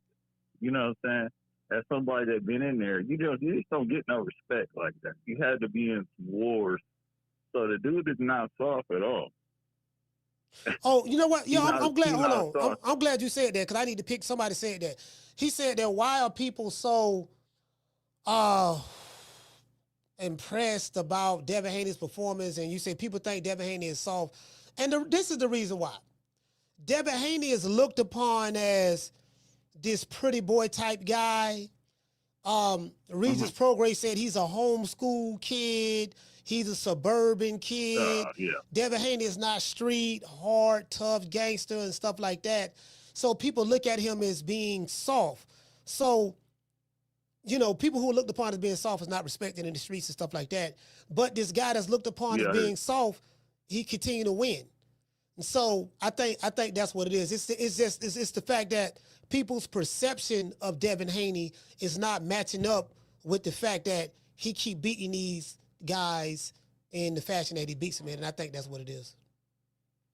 Yeah, but it's like you could have somebody in your neighborhood, you could think he's the best basketball player on the playground, but if you put him in with LeBron, he's gonna get ran off the court. You know what I mean? Because there's an art. It's an art form to this. It's not. This is not, like you said. It's not rocking, sock, and robots. It's a real science behind this, and I'm glad he said that we learned the science, and there's no way in the world you could be around all these great teachers and not soak in. It's a reason why Floyd beat all these guys. It's a reason. There was something getting taught to them that other fighters don't have today. I would shout out to Kenny from Cali. Do you Cali. agree or do you agree with that? I agree with what? Okay. No, do you agree that it's a difference in levels? Because y'all laugh when they said levels. Yeah, okay. Yeah, okay. There are levels in boxing. There are levels in boxing, but we laugh. Do you know why we laugh? See, y'all stay stuck at the laugh when people say levels, but tell me why we laugh. Why I laugh at that? why I think you laughed? I think you laughed at it because you think he's running. No, you totally missed You the mark. think he's Yeah, running, you not know, sitting in the pocket. yeah, you totally missed the mark. The reason why I laugh at levels is because there was the past 3-4 fighters. Every time they yelled, "I'm levels above you," and levels this and levels that, the people who was yelling levels was getting their ass whipped. Edgar Berlanga, levels got your ass whooped. Yeah. Saul Yeah, Canelo yeah. Alvarez, I understand. I'm levels above you, Crawford. You ain't fought nobody. You fight nobody. He got his ass whipped. Caleb Plant was telling the last dude he fought, that he levels above him. He gonna beat him. He got his ass whipped. So that's why I said that. But shout out to Kenny for Cali. Salute. Yeah, see, y'all stuck right there. See, that's what I'm saying. They be doing partial listening. Like, when I say shit, there's a method to my madness. They be doing partial listening. Yeah, I laugh at it, but why am I laughing? Like, y'all missing the most important part. You get what I'm saying? Junior Grant said, I bet ninjas won't laugh at it no more. Shit, I'ma still laugh at it. Why not? Because just because one guy won off of saying levels, don't take away from the 20 niggas before him that was saying levels and got their ass whipped. You got dudes who saying levels. You got dudes who saying levels. You get what I'm saying? Getting their ass whipped. Literally. So, one nigga came through. Shout out to Ronald Finger. He say coach always been a genuine boxing enthusiast day one. Yeah. I mean, I'm gonna call it the way I see it. I'm gonna call it the way I see it, regardless of what. You get what I'm saying? So, again. Yeah, this motherfucker right here. You sitting over here trolling. Don't worry about it. We got you up out of here. Bye, Felicia. Create another account. I know you will. Got his ass up out of here like. I don't know why this fuck boy, he act like he want to give me some pussy. Caller, what's your name? Where you calling from? What up, Coach? This is Damon from Detroit. Damon, talk to me. I'm calling to eat my crow, Coach. I'm calling to eat my crow. I got to give Devin Haney his respect. He came out and showed us why he's considered, one of them guys. But he still leaves you so much more. He leaves so much, like he just leaves so much on the plate. It's like he good, but it's just like he feels like he could do so much more. Even in that fight, it just seemed like Dev be holding back. I'll give him his credit. Hell of a game plan. They came out, he said, and did everything he said he was going to do to Brian Norman. But it just still left us wanting more. It's like when you say Floyd and all them guys, it was another gear that Dev just don't have, man. He a great fighter, but it's just like shit. He should be able to press on the gas on some of these fights against the Cambosa, the Regis. Maybe not Brian. Brian. So, you know maybe what? he could have Some caught him people- or he didn't. So, hey, bro, I'm gonna tell you something. I had a couple people from Atlanta hit me up. Y'all know who y'all are. You know what they told me? They say, man, Devin Haney looked like he could have stopped Brian Norman. What do you think about that? And that's what I'm saying, Coach. Like, it's like you said, you don't get paid for overtime. Why are we going in there and taking our foot off the gas? It's like, I understand fighting under control and fighting for your game plan, but if your game plan ain't to take a hit dog out, I don't know how far that could take you against, because there's other opposition out here. I mean, once again, styles make fights. They isolate them, but it just, I felt like he could have did more. You get what I'm saying? It's like, put your foot on the gas. It's like he just do enough to win. And that's why we have so many question marks. You just leave so much on the damn table. Clean the plate. I mean, but you know what, Damon, that's his style though. His style is, like, I don't know if you remember when I was interviewing Bill and I was like, look, when Devin Haney had Regis Prograis hurt, he was hurt all throughout that fight. I said, Dev got to step.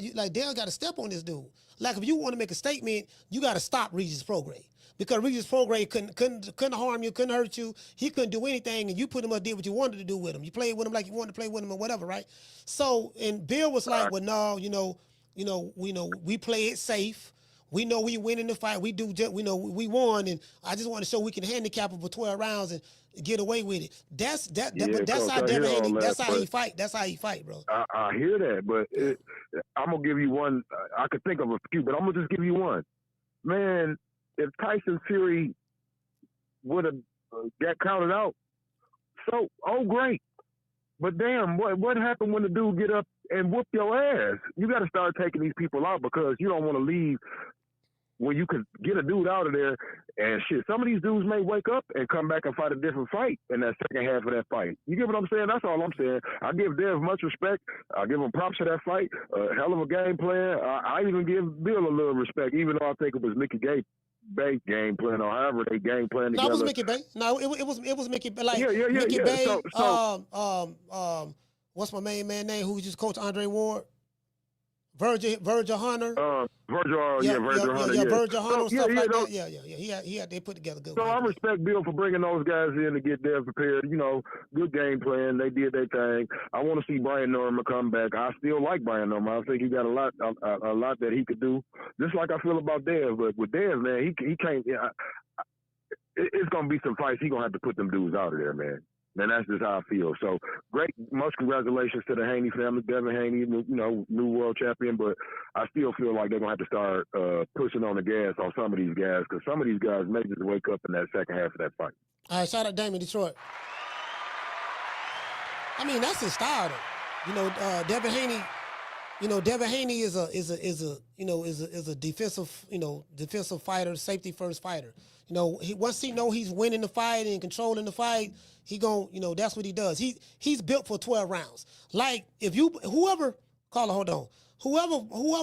fights Devin Haney, you got to fight him. You're not going to outbox Devin Haney. I don't think nobody can outbox Devin Haney. You get what I'm saying? You're going to have to fight him. You know what I mean? Like a lot of those guys, like how Miguel Cotto fought Floyd Mayweather. Like he knew he couldn't outbox him. He said, I'm finna fight this motherfucker. I'm finna make him fight. You get what I'm saying? And that's what he did. He made him fight. You get what I'm saying? So, you can't box with Devin Haney. You're not gonna do that. His footwork too good, reflexes too good, ring IQ. He got a great jab, and he's quick. You get what I'm saying? It's certain tools and tangibles that you're going to need in order if you want to box with him. You got to be somebody like a Richardson Hitchens or maybe even Shakur Stevens, somebody who's an elite boxer as well. It's going to take another elite boxer. If you're not an elite boxer, you can't box that guy. That's just that simple. Caller, what's your name? Where you calling from? Jamie from New York. Jamie, talk to me.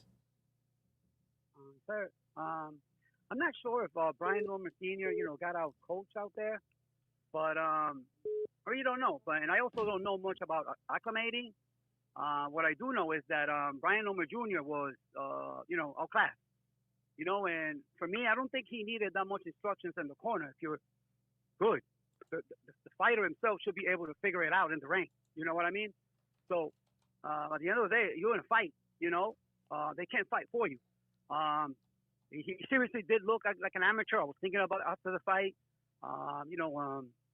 Then he made it look easy. He was able to do whatever he wanted in the fight, really. He was in control the whole time.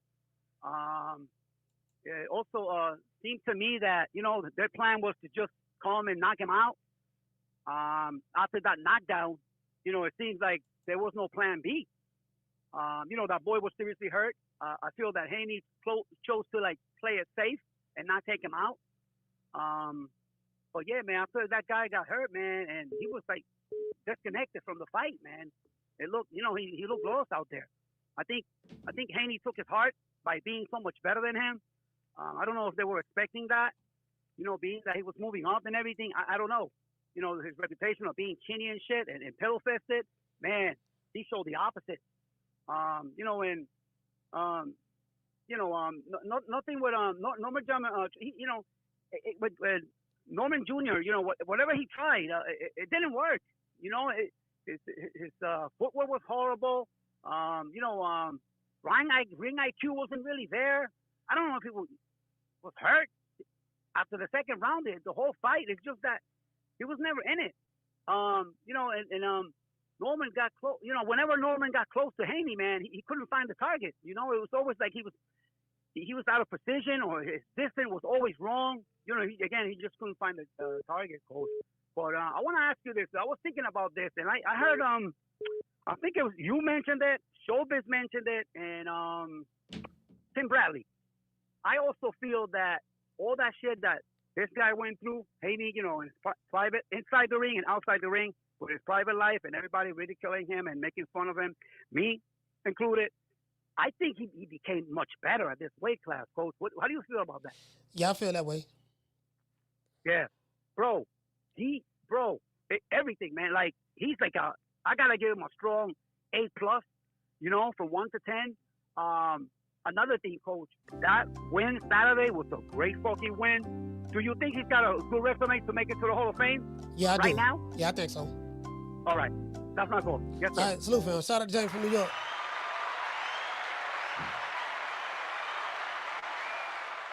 Shout out to Jay Cooper. Hey, okay. Dropping that $2. Bam, super chat on your boy. Hey, Leroy. Super chat received. Playtime's over, boy. He said, Coach, always keeping it 100. Respect. I mean, yeah, I have to. I mean, I'm gonna be honest. You know, I gotta be honest and objective. I gotta call it the way I see it. You get what I'm saying? Like I say, this shit ain't personal. This shit ain't personal with me. I'm gonna call it the way I see it. You're gonna get something right, you're gonna get something wrong. You know, get some picks. I get more right than wrong, but it is what it is. So it is what it is. You know what I mean? So I know I gotta give a man credit. Anybody been watching my show for years, you know this is what we do. I'm gonna give the guy who won his props. You have to. We're gonna do a show on Abdullah Mason this week. We're gonna do a show on Dave Benavidez and Bam as well. Carla, what's your name? Where you call it from? It's Curtis from Long Beach. Curtis, talk to me. Yeah, man. It's just a part of it. You know, Bill had to go through it when Ryan Garcia, you know, ran through Dev. You know what I'm saying? People were saying Bill shouldn't be in the corner. He didn't get no advice. So the same shit gonna happen with B. Norman. You know what I mean? That's just how it goes. But you know, B. Norman probably took it a step extra because instead of, you know, really coaching him, he started whispering shit in his ear and shit, trying to hide it from the camera and shit. I was like, I don't know what this about, but B. Norman, you know, like, he didn't really give his son nothing, you know, and they didn't expect Dev to do that, but people got to realize, you know, y'all talked all that shit about Dev, saying that, you know, he a privileged kid and this and that, but he a tough motherfucker, though. You know what I mean? Like, even when he was getting his ass whooped by Ryan, he kept getting up and he kept going forward, stepping to Ryan, you know, and B. Norman didn't even do that with Dev. You know what I'm saying? B. Norman didn't try to really approach Dev after he got hurt. You know, he tried maybe a few times in the late rounds, but Dev didn't have to do much after that, but just jab him and, you know, hit him a couple of times here and there and then showed him he was stronger in the clinch. But Dev a tough motherfucker, man. And, you know, for B. Norman, he found out when your competition level go up, the knockouts go down, and you got to figure out a way how you going to win this fight if you can't knock this motherfucker out. And that's what a lot of people going to have to figure out with Dev. If you don't catch him, you're going to have to, you know, figure that shit out, and it's a tough puzzle at this moment. Ain't nobody really figured it out. Ryan couldn't do it on pads. So, like Dev said, on an even playing field, you motherfuckers can't beat him. So, it is what it is. You normally just going to have to, you know, take it how it comes. You know, he was dishing it out. Now you got to take the shit. That's my call. All right, shout out to Curtis from Long Beach.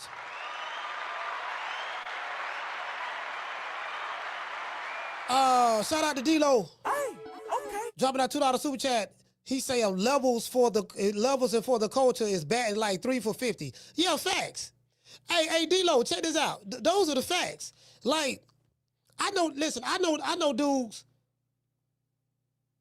They get 1,000 picks wrong. They get one right, and now all of a sudden they're a genius. Nigga, I told you what I said. Yada, yada, yada, yada, yada. Levels this and that. I'm like, fam, you 1 for 50, dog. You was due to get one right. Because every guy you picked that said they was levels and this and that, whether it was, hold on, whether it was Errol Spence or whether it was Canelo or whether it was this guy or that guy, and everyone you went with that was levels and was the popular fighter, they lost. You got one right, now all of a sudden you the oracle. Nigga, please. Carla, what's your name? Where you call it from? H-Town T from H-Town, coach. H-Town T, talk to me. Just doing what a lot of other people doing today, eating my crow. But I just need Norman fans to understand, because I'm a Norman fan. So I just need y'all to understand. Immediately after the fight, the first thing I just started processing it. Did y'all ever just really sit down and think about that motherfucker was really just that much better? He was just that good. Dale was just that good. We can't take nothing away from Devin, man. Y'all got to stop with being mad and being angry and all this. It's the fight game. Styles make fights. Coach tells us this shit all the time. The motherfucker had the perfect style to beat what Brian Norman was doing. We just gotta respect it, y'all. We can't come and call in being mad, this and that, this and that. Like Coach tell y'all all the time, these motherfuckers don't know y'all. Why is y'all doing all this shit, bro? Calm down, enjoy what we getting, man. Y'all, you motherfuckers be doing too much. And I also want to say, I want to tell you, man, David too goddamn big to be punching that fast, man. That motherfucker. I want to say that the other night. David Benavidez, he too big to be punching that goddamn fast. That motherfucker got some fast hands, bro. That's some crazy shit. Yeah. So if he was to fight Bivol or Beterbiev, I already know. I kind of know what your answer gonna be, but how you think any one of them fights will turn out for David, and then I'll get off the line. But Beterbiev, bro, that dude there a buzzsaw, and I think stylistically the way David Benavidez fight and the way Beterbiev fight, because Beterbiev have good footwork. He have good footwork. He gets a lot of leverage on his punches. Now, I think once he figure out David Benavidez's hand speed, and David Benavidez throw punches in awkward positions and stuff, but I ain't gonna lie, bro. Beterbiev ain't no Anthony Yard. If he fight, you know, I love the Mexican Monster, but if he fight Beterbiev, I'm leaning very, very strong on Beterbiev by stoppage, because I just think that style of fighting, it can't beat nothing but a knockout in that fight. Okay. But now that's all I wanted, Coach. I appreciate you, man. But hey, Norman fans, please. I'm a Norman fan too. I'm eating my crow today. Y'all calm the fuck down, dog. Coach tell y'all, these motherfuckers don't know y'all. He telling y'all that for a reason. Yeah. Chill out. Yeah. Appreciate you, Coach. All right, salute, fam.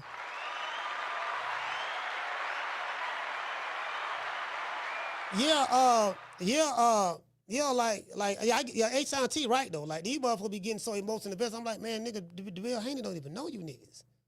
Devin Haney don't even know you niggas. Like, what reason from an emotional standpoint, do you feel that ain't nothing wrong with being a fan? Like Tank said, just shut up and be a fan. That's what Tank said, not me. That's what Tank said. I'm like, I know these people. I have relations with these people. I talk to these people on the phone. The way you feel about me, Bill Haney don't feel that way about me. I really don't give a fuck how you feel. I'm talking about anybody who may have a problem with me. I don't give a fuck. I don't even know what you look like, my niggas. And if I don't know what you look like, I know the haters don't know what you look like. They don't know you. They rich, they got money. That's it. If you gonna support them. Just be that, my nigga. That's all.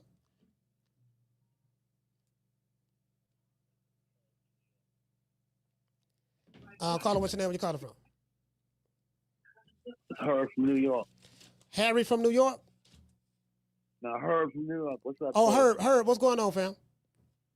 Hey, what's up, man? Okay, man, I just wanted to weigh in a little bit. I'm trying to make this as quick as possible. I like the way Abdullah Mason handled that fight. You know, perfect. I mean, he handled his pressure fight he had. He handled him properly. You know, he heard him, walked him, backed him down. Heard him a few times. You know, that's how you. That's the kind of boxing I like. That's how I like my boxing cooked up and served to me. Handles pressure. Damn, handles this pressure cooked up. Perfect. That's how I love it, you know? Yeah. I've been consuming boxing for a very long time, Coach. Yeah. Very long time. You know, this is just what I like. You know, I can't speak for nobody else. But I can describe Devin Haney's fight like this. It's like when you go into a restaurant and you're hungry, you sit down, the family, they come and give you your appetizers. And then, you know, you eat them like, oh, this is great, yeah, great. And then you wait for a long-ass fucking time for your meal to come. That's how I describe that fight. I mean, I kudos to his game plan and what he did, you know, how he won it. He scored him a knockdown. I mean, my thing, I like, and if you heard a man knock him down, get on up out of there. But don't play with him. Fuck that. That's how I like my boxing. That shit right there is not how I, it wasn't cooked up good enough for me. Kudos to him for when I think nothing would get from him and shit, but so, I state this and then, I commented somewhere and I got a bunch of Haney ass coming at my head all crazy. I'm like, yo, I'm almost the 50 Haney years ass. old. I don't give a fuck about what you kids talking about. Yeah, the Haney maniacs, they getting off decent right there. They're like, yeah, nigga, they finally, yeah, nigga, yeah, set aside and, like, man, like, bro, I understand, okay, great, understand, kudos to the man, he did what he had to do. But and as a master class, I'm like, okay, like, and I say, my description of a master class is what Crawford can know. That's master class to me. That's how like my boxing served the fuck up to me. Yeah. You know what I'm saying? So, I mean, that's just me. I don't know. I can't speak for nobody else, but that's just that. But I'm gonna let you go. All right, Coach. All right, salute, fam. Shout out to Herb from New York. Salute, fam. I mean, I get it like. Motherfuckers 38 hot. I'm like, Bill called me. I spoke to them, Sunday? I'm the one told y'all, it was Sunday. I'm the one told y'all they was on their way to Dubai. Called me on the plane, on the jet, flying to Dubai. I think Dubai like an hour and a half or 2 hours away from Saudi Arabia, somewhere up in there. Something like that. I'm not sure on the time, but like literally. Haney Maniac's mad. Yeah, nigga, we don't like you. Such. I'm like, Bill Haney don't feel the way you feel. I don't give a fuck about you, Haney Maniacs. I don't. Shut up and be a fan, my nigga. That's all. Just shut up and be a fan. The nigga don't know you. Neither one of them know you. So just be happy to be a fan. Okay? You know what I mean? So, anyways, shout out to Jamie. Jamie, what's going on? Shot cool hands in this bitch. Shout out to the Natural. Natural, what's going on?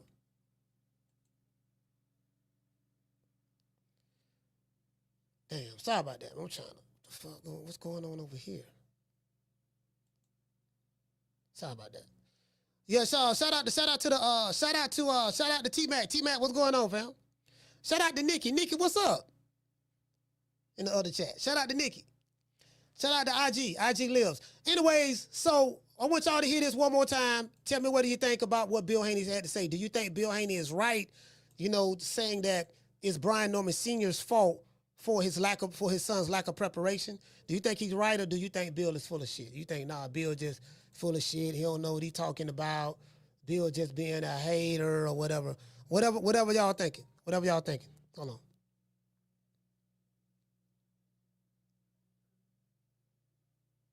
Got a lot of calls calling in. Caller, hold on. Tell me what y'all think. We've spent a lot of time with professors in the game and learned this craft. They've learned it, unfortunately, in a garage.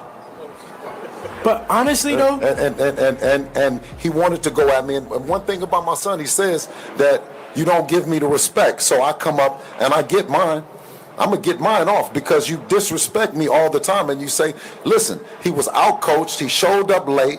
He was too cocky and too arrogant. We showed up on November the 2nd as challengers here. We got acclimated. Right. By the time they showed up, we was already sparring at 4 a.m. He never had any days to get acclimated, guys. He was moving slow. His dad made a bad decision. I mean, I think Bill seemed like he was sincere there. I'm being honest. He really seemed like he was sincere there, to be honest with you. Caller, what's your name? Where you calling from? What up, Coach? Man, it's Richie out of Boca. Richie out of Boca. Talk to me, fam. Just real quick, man, the people that bet on Norman or had Norman, y'all don't got to apologize for having Norman. You had Norman. It's just that simple. You know what I'm saying? It's not nothing personal. You had Norman and you didn't win. If y'all had the Lakers and Golden State won, y'all not going to apologize to Golden State. You just didn't have them. You know what I'm saying? Yeah, that's true. That's true. Yeah. You don't gotta apologize, man. It's nothing personal, man. Like you say, these fighters don't know y'all. You know what I'm saying? It's nothing personal. You pick who you pick. You know what I'm saying? But what I gotta ask you, Coach, what's he think of that list now? Remember the Devin Haney hit list? Yeah, but I'm gonna be honest with you. It's a lot I know about that. It's not. I know Bill put a list out, but with Turki Al-Sheikh, you're going to fight the next best guy anyways. Bill Haney then was trying to fight rematch Ryan Garcia, but that fell through. Then they had I think they had Boots' name on the list, but Boots moved up. Then I think they had Shakur name on there, but something happened with that. So Brian Norman was like, I think number 5 or something on the list. From what I'm hearing, just from what I heard, not from Haney or Norman's, from what I heard from the people at Top Rank, that Turki Al-Sheikh is the one that put this fight together, made it happen. They were like, look, this is who you going to fight, because Devin Haney has a three-fight, $36 million contract. I knew about that in February of this year. So they do the Saudi Arabia do their own matchmaking. So it's not like, hey, we got a list on Turkey. Here go the list. We turning it in to you. This who we want to fight on the list. It's not. It didn't work that way. That's what I'm saying, and I know that for a fact. But go ahead. Okay, and based on the list of people, I mean, I forget who all was on it. Do you think Devin could really beat all them people? At first, I know people would think, oh, man, ain't no way. But now they're looking at him a little bit different. You know what I'm saying? Has that changed to you at all, or is it still pretty much, we got to see? Well, I know it always comes down to we got to see. But. Yeah. Well, Devin is going to fight. This is the plan. The plan is Devin Haney and Ryan Garcia fight next year. If Ryan Garcia can beat Mario Barrios, because Ryan Garcia's name was on that list as well. If Ryan Garcia can beat, even before they made a list, they wanted to fight Ryan Garcia.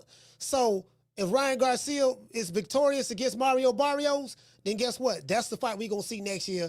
I think Dev going to get, I think they owe him like $14 million for his next fight or whatever, because he got 10 for the Jose Ramirez fight, 12 for Norman, and then I think the next going to be 14, so something of that sort. Yeah, 14. So that's the plan. That's if Ryan Garcia can beat Mario Barrios. And Ryan Garcia can't beat Mario Barrios, Devin Haney will probably end up fighting him. So he gonna fight the welterweights. Yeah, the winner of Ryan Garcia, Mario Barrios. That's who he wants. That's who he really wants. Okay. All right, man. That's my call, Coach. All right, shout out to Richie. Salute, fam. Yeah, he want that. Yeah, he want that. He want that. Again, because it's a unification match. That's, and then Devin Haney is a legacy fighter and he's getting the money, so it's a unification match. If I can get one of those guys, then you get what I'm saying? This unification is going to add this legacy, 3-division world champion, 2-division unified champion, this and that. So that's how they're going to do it. Shout out to Miss Felicia Williams. Dropping that $2 super chat. He said the Normans fucked around and found out. Yeah, they did. They did. Those are the facts. Down from the bar, there's a platform stage. People pimping, sharp as razor blades. Sorry about that. That was loud. I didn't know I had it up that loud. My bad. Sorry about that. Phone lines is on fire, bro. Phone lines is hot today. Carla, what's your name? Where you calling from? Chris from Philly. Chris from Philly, talk to me. What's up, Coach?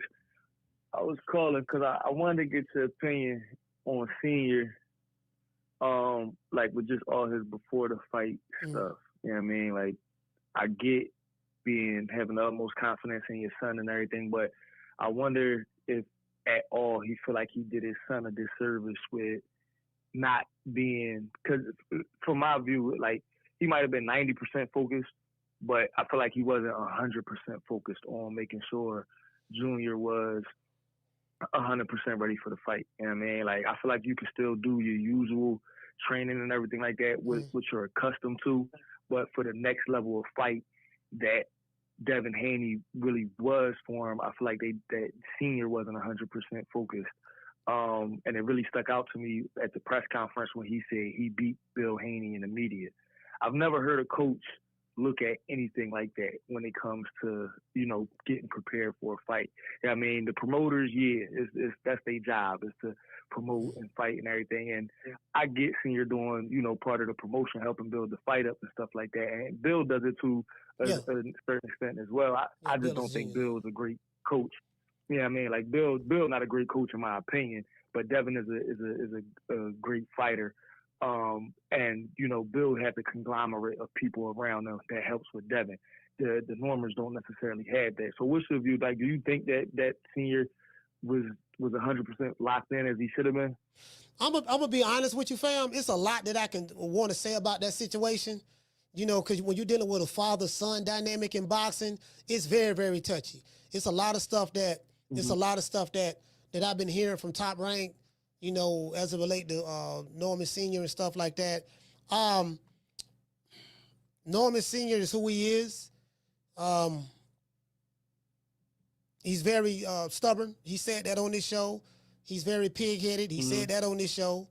He said that people been telling me that, you know, I'm arrogant and something he was saying. It was something he said on the show before and stuff like that. So, I mean, that's real touchy. That's real touchy. You know, do I think he was all the way focused? You know, I would say this. If it was a question that I would ask him when I talked to him, if you had a chance to do it all over again, what would you do differently? You know, I would say this. So I would say this. You know, the day of the fight, because I think we were doing the show, and the day of the fight, people was telling me that Brian Norman Sr. was on Mill City the day of the fight. No, he definitely was. He was. You know, so this is before, I think the fight card started, or before the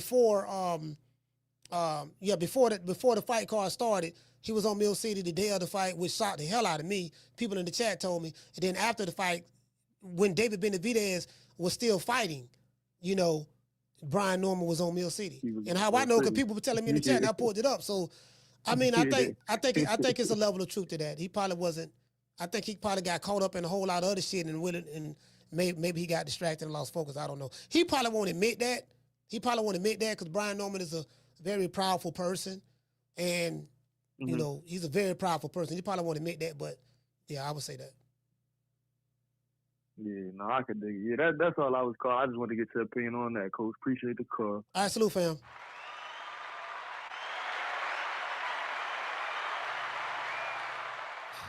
Yeah, you get what I'm saying. So it is what it is. It's like this here. When Bill Haney, when Devin Haney and them lost to Ryan Garcia last year, people said the same thing about Bill Haney. Bill was doing a whole lot of talking last year. And you know, this one, Devin Haney say I'm an A+ fighter, and Ryan Garcia is a C+ fighter, and y'all finna find out. And Bill talked all the way up to the fight. Now he wasn't on nobody podcast the day of the fight, but he's talked all the way up the week of the fight, going off, right? So Bill learned from that. Bill Haney learned from that in this fight. I forgot what he was saying about the Jose Ramirez, but in this fight, he learned from that. This fight, he was like, you know what? I'm finna take a back seat, shut my goddamn mouth, and we finna go in the lab. And then he was, you know, he stuck his head out every now and then, and, you know, Norman ran him off the block and stuff like that.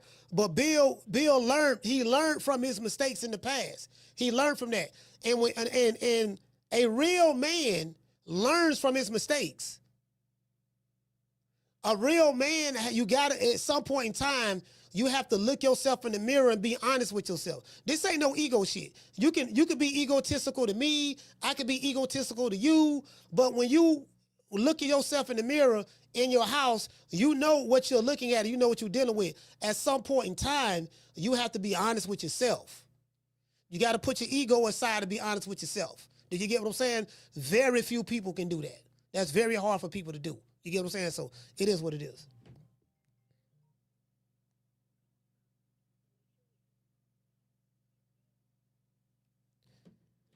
Caller, what's your name? Where you calling from? Hey, Coach. It's Felicia Williams from St. Louis. Felicia, talk to me. Okay, here we go. First of all, it was a excellent fight card. Shout out to all the winners and shout out to all the losers. Shout out to you too, Coach, and the chat. What I want to say, I think Norman messed up. I think he focused too much on other stuff besides the actual task at hand. I think they underestimated Devin. Yeah. And he let Bill get up under his skin, and it became too personal, more so than keeping it on boxing. I also feel, you know, he was when he wasn't hearing from Bill, he should have known Bill was cooking something. When Bill ain't around, he cooking something, or either he was locked up because he 50 and 0. But I'm just saying. Yeah, 50 and 0 in the street. It's like a 2-year-old. When you don't hear something from when your 2-year-old in the room too long and they too quiet, they into something. To where he wasn't focused. And for him to be a boxer and for him to know that this was the most important fight of his son's career, they underestimated them. They overestimated themselves. They wasn't prepared. And he dropped the ball on this one. But shout out to Brian Norman Jr. I think he'll recover. They'll go back, look at, the mistakes they made, just like Bill did. Bill done made some mistakes. He had to go back and perfect it, get it together, come back, do it again, But shout out to everybody on that card. Shout out to the Normans and, Devin and Benavidez, everybody. It was an excellent night for boxing. So shout out to you, Coach, and take care. Shout out to Felicia. St. Louis, stand up. I appreciate you. Shout out to Felicia, man. Yeah, see, let me tell you something. I'm gonna tell y'all when I became a better man myself, right? When I was young, I knew everything. You couldn't tell me nothing. I knew it all when I was young. And my mother used to tell me, she said, boy, you so smart that you dumb. You know so much that you don't know a goddamn thing. Because I was one of them young, hard-headed kids, right? And the reason why I'm as sharp as I am now is because I made all the mistakes, right? I made all the mistakes. But now that I'm older, I learned how to look at things from an analytical standpoint, separate the emotion, become a lot more objective. So now I'm a very objective individual. And one thing I'm not going to do, I'm not going to lie to myself. And I know us as men are very proudful. We can be stubborn. And sometimes men know every goddamn thing. But the strong man is not the one that's rebellious, incompatible, and want to fight. That's not the strong man. The strong man is the one who can sit down and think and analyze and do self-reflection and be honest with themselves. Once you, as a human being, do that, then and only then you can evolve, correct the wrong, move on and become better. If your ego is so big and your pride is so big to the point to where you can't be honest with yourself and disseminate what happened and break it down and say, you know what, this is why I fucked up at. I should have did this, I should have did that. From this point forward, I'm gonna be honest with myself and I need to correct the wrong. If you don't do that, you're going to make that same mistake again and again and again. And then you become your biggest enemy. Do you get what I'm saying? So, I mean, that's my advice to any person. Fuck this, like, social media shit. Like, this shit ain't about no ego. Ego don't get you paid. Skills get you paid. And if you are in a trade and you have skills, then the more you work on your skills, the more you can demand to get paid. But you got to be honest with yourself and then strengthen things where you're weak at. You get what I'm saying? So that's just a bit of advice. That's just a bit of advice. How I look at things. You did? Come fucking with me, you gonna get knocked the fuck out. I'm a knockout artist, baby. And I think, like I said, I think Bill Haney learned from that. Now, he was talking a little bit, but he had went all the way quiet. And it was like, I say, damn, man, Brian Norman ran Bill off the block. And I'm talking to Bill. Bill hit me up like, every now and then. No, man, man, I'm in the lab, man. I'm in the lab. We working, man. We working. We getting it in. Then he came on the show a couple of times like, no, I'm getting it in. I'm working, man. We got a hell of a task in front of us. Don't Brian Norman Jr., he got the left hook from hell. Didn't y'all say we can't defend the left hook? He said, well, man, we working. You see, y'all ain't know that, I was talking to Bill off the show. Not every day, but y'all didn't know that because I ain't revealed that. He's like, no, man, we working, man. I'm like, man, what's up, man? You ain't showed up. Now, a couple of times he wouldn't answer. It was times he wouldn't answer the phone. That is true. There's times he wouldn't answer. I was like, man, I tried to get him on the show. He didn't want to come on the show. That is true. But then he'll get back at me like 3-4 days later and be like, yeah, no, man, I'm working, man. We in the lab, this and that, all that stuff there. You get what I'm saying? So they took this fight very, very seriously. They took it very serious. They took it very serious. Do you get what I'm saying? So, and it showed. It showed.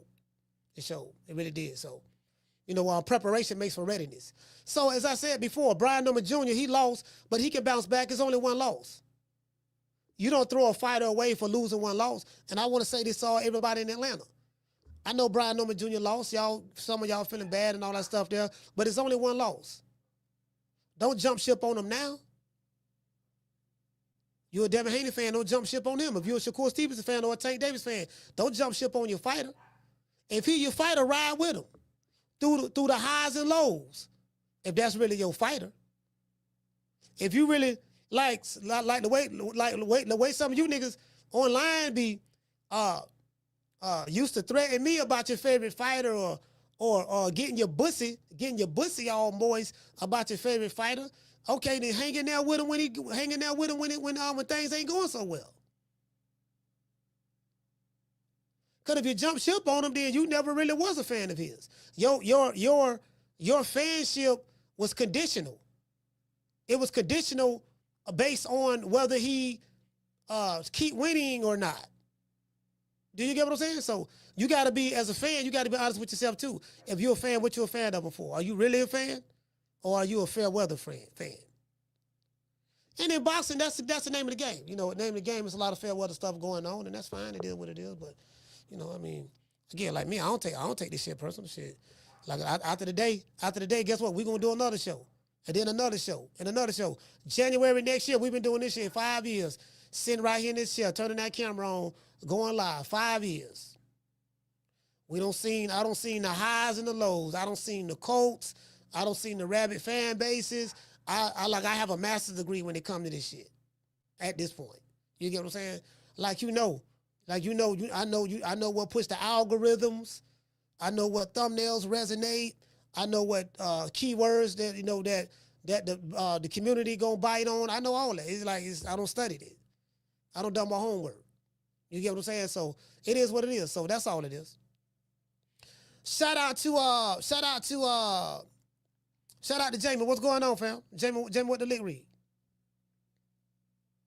CJ from the 504, salute. That's Jamie right there. Shout out to Jamie. Willie, what did say, fam? He said, yes, sir. Ride or die. I was on with the San Diego Chargers. I haven't watched the NFL game since they left. No. Nigga, man. Hey. Motherfucker. Hey, man. Hey, your team lead? Yeah, dog, they left, dog. I don't even want to watch the game no more. Hey, shout out to Steph. Oh, okay. What to say, Steph? She say Brian Norman Sr. made me a Brian Norman Jr. fan just listening to his support for his son. I'm officially a Haney and Norman fan. I'm excited to see how he turns his loss around. Haney restored my faith in him. Yeah. I totally agree in that. Again, you know what I mean? Like Haney, again, this is my thing, right, Steph? This is my thing. I'll call it, hold on. There's nothing wrong with criticizing the fighter. Nothing wrong with that, right? A lot of these fighters are sensitive as well, and the fan bases are sensitive. Nothing wrong with that, right? But then, if the fighter makes the corrections, then that lets me know that the Haney's done some deep soul searching. Look, man, this is what we got to clean up. Hell, even Bill. Like, I like Bill. Bill funny than the mud. The man funny as hell. The man is a genius. You know what I mean? Man, like, literally is a genius. You know what I mean? Like, Is he a bullshit artist? Yes, he is a bullshit artist. Absolutely. He's a bullshitter. That is true. But as Bill told me, I'm in the Devin Haney business. And as long as nothing messes up the Devin Haney business, I don't care nothing about nothing else. It ain't never personal with me. That's what Bill told me. It ain't never personal with me. All I care about is the bag. As long as you ain't messing up the bag for the Devin Haney. My job is to get my son the highest payday, put him in the best position to win, surround him with the best team in order to get the job done. That's my job. Bill does a great job at that. Whether you like him or not, he does a great job at that. There's a lot you can learn from a Bill Haney, literally. You know what I mean? Even if you don't like him, there's a lot you can learn from him. You know, so I talk to him a lot off air. You know, because all conversations are not online, so everybody can hear. You get what I'm saying? But nah, you can learn a lot from him for real. That motherfucker Bill smart than the motherfucker for real, bro. Like, you know, like for me to say that, to get my respect on that, nah, he's sharp. He real sharp. Now, is he a bullshitter? Yes. Do he be popping that flam, popping that wheat? Yes, absolutely. But that's a part of what makes Bill Haney Bill Haney. The good, the bad, and the ugly. He's real smooth, I'm telling you. Caller, what's your name? Where you calling from? Hey, this Coach Eddie from the ATL, man, representing the ATL. What's happening, Coach? Coach Eddie, talk to me. What's going on, brother? I just want to say my general feeling. First of all, shout out to Debo Dale. I always been a fan. I just picked the side for this fight. Y'all know, I already know I rock with Debo Dale. Second of all, shout out to the Normans. You know, I was disappointed. I ain't even gonna lie, man. I felt like the Falcons, when they went to the Super Bowl and lost, man, I had that type of feeling. You know, when I seen the final outcome of the fight, I feel like even though if you listen to Bill Haney, I pay attention to what people say. Mm. And Bill is saying that the reason why Brian lost is because of Norman Senior, which me, what he said seems like that Brian Norman actually could have won if he would have been better prepared, because it was a winnable fight. Yeah. That's why I was so disappointed. It was a winnable fight. And Bill Haney, by his own admission, is saying your son lost because you were not prepared. Yeah. The opposite of that, meaning if you were prepared, you probably could have won this fight. Yeah. You know, I don't know if people are really picking that up on what he said.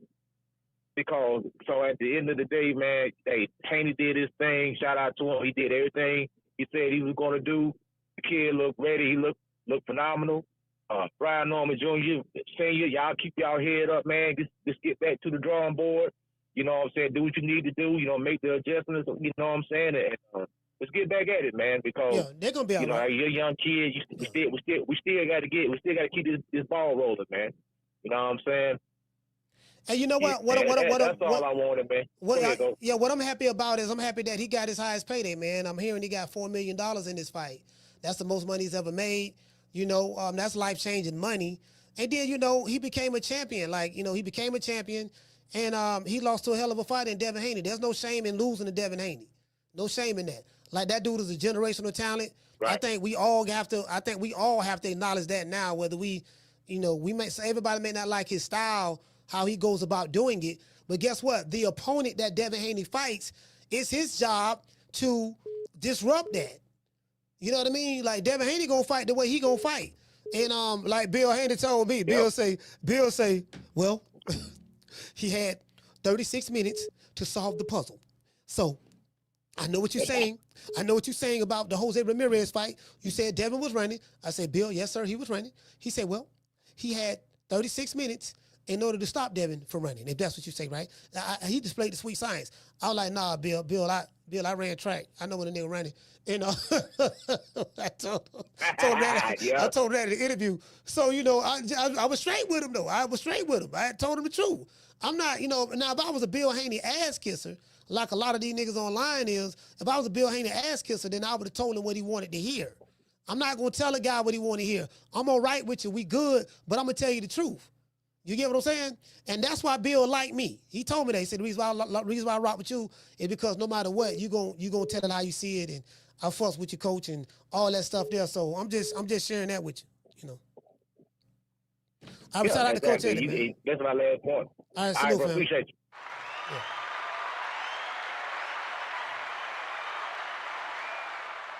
Yeah, man. I'm like, man, you know.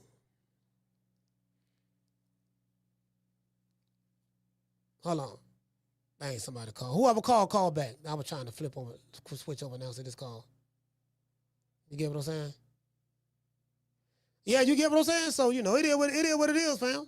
You know, like, hold on, I'm finna read the super chat. Caller, hold on.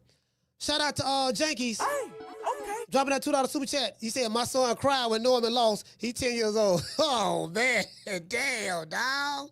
He cried? Oh, man. Hey, man, he 10, man. I know how it is, dog. I know how it is. He 10. Ain't nothing wrong with it. Hey, shout out to Jankies. Hey, okay. He said, my son a champion, too.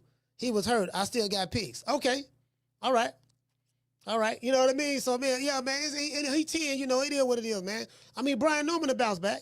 He ain't got but one loss, but he's going to have to acknowledge, see what Brian Norman Jr. going to have to do, him and his dad, what they're going to have to do is they're going to have to look themselves in the mirror and acknowledge, you know, some certain things. That's if the ego and the pride don't get in the way.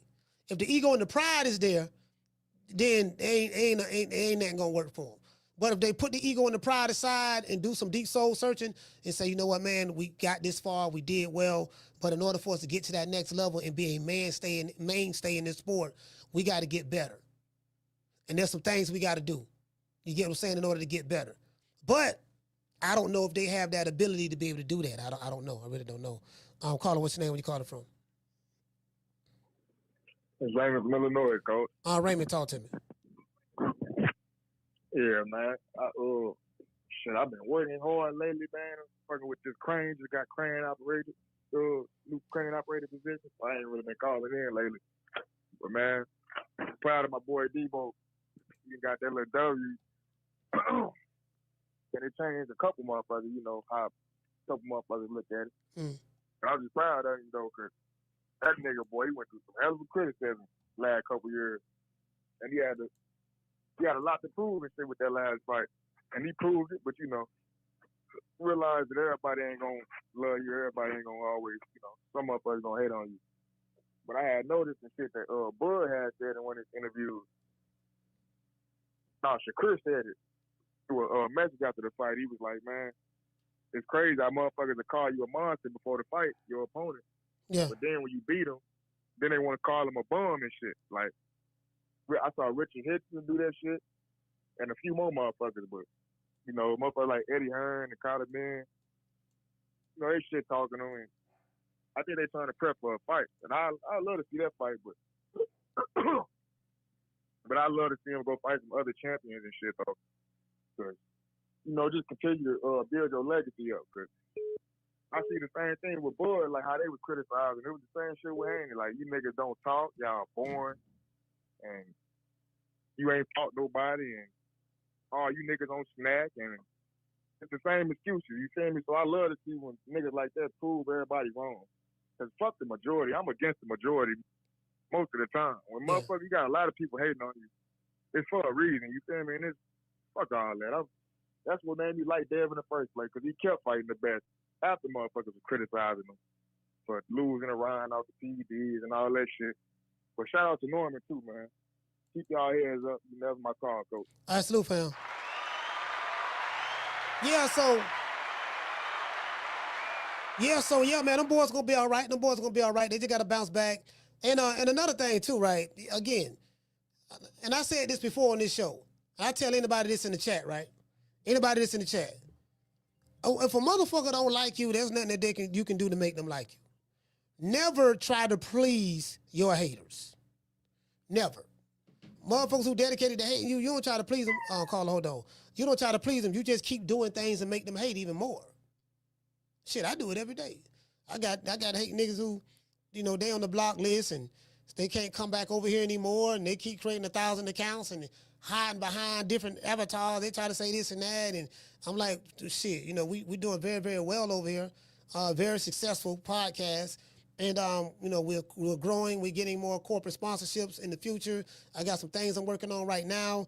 And, you know, the thing is, what you do to a hater, you just keep being successful and keep talking shit. Keep being successful, keep talking shit, keep laughing, and that's it, and make them hate even more. Because let me tell you something I figured out about this YouTube shit. This is what I figured out about social media. When someone is emotionally invested in you, you got them. If whether they love you, but it's ever so sweet if they hate you. Because hate is a strong, strong emotion. Do you get what I'm saying? If a motherfucker is emotionally invested in hating you, they gonna watch everything you do. Because the hater wants to see a day where you're doing bad or you're hurting so they can make mockery of you. You get what I'm saying? That's why they gonna continuously watch you. So once I figured that out, that's been the key to me growing. A lot of people don't even know that, right? I'm like, dang, they ain't figured this shit out yet. Once I figured that out, I'm like, oh shit, I can control their emotions. If you can control people's emotions, you can be successful. I'm like, oh man, this shit, you know. Nigga, I don't like you, nigga. I can't stand you. But you gonna be here watching me at 3 o'clock. And when I drop this video, you gonna watch it.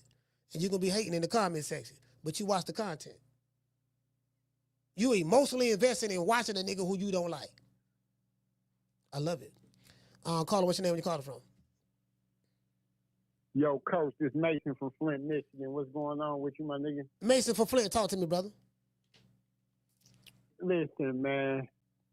It was a good time Saturday night, man. We had a ball in the chat, talking shit, going back and forth.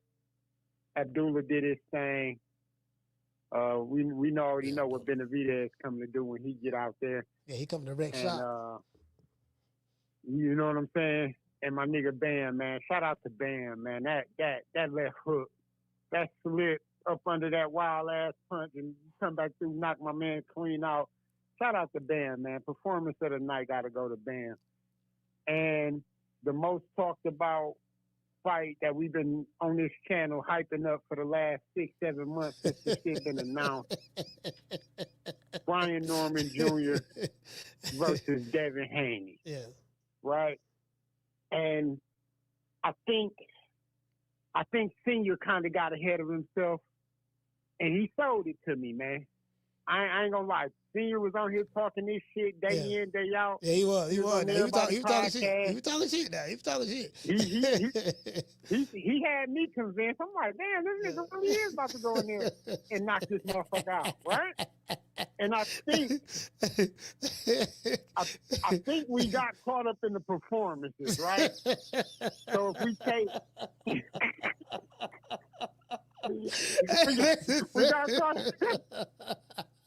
we got caught up on the performances, Coach. I'm telling you. Listen, if we take the last 3 Devin fights, right, with Loma, and then the Ryan Garcia shit, and then the Jose Ramirez shit, we like, oh man, this kid might be Kenny. This kid might be a shot fighter. This kid might not have it no more. Yeah. Right? And then we take Norman Jr. last 3 fights. Yeah. The Santillian fight, the Quavaz fight, the Jin Sasaki shit. It's like, oh my God, this kid's a killer. He's just fucking knocking everybody out. And what we saw Saturday night was not what we was expecting. Yeah. And like you said, nigga, was almost Debo Devin too. The only thing, you know. And shout out to Debo, man. Hey, shout Mason, out to Debo. That bro, nigga still boring as fuck. Bro, listen, bro, if Devin would have stopped Brian Norman Jr., bro, my jawbone would have. I'd be like, bro, when he dropped him, I was like, and then when he got back up, Dev went at him and tried to stop him. And I was like, damn, but if Norman wasn't responding, he was kind of like holding on a little bit and grabbing and trying to, you get what I'm saying? I was like, God damn, he finna stop him. I was like, oh shit. I'm sitting there laughing and shit. Debo Devin 5 and all that stuff there. And man, it was almost Debo Devin 2 for real. Yeah. For real. Yeah. And if Devin can just learn how to channel, you know, just up his aggression, right? Yeah. And really like step on the gas and believe in himself a little bit more, he can really start stopping niggas out here. I mean, he looked at a little bit he looked at a little stronger at 47. The clinching, the way he was, you know, breaking out of that clinch with Brian Norman, and out muscling Norman. Man, I ain't seen none of this shit coming.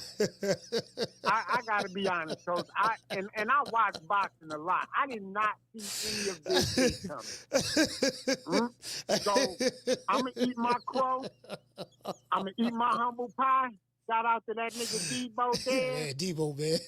Hey, man, I got it. Hey, that shit's still boring to me, but hey, I gotta get a nigga his respect.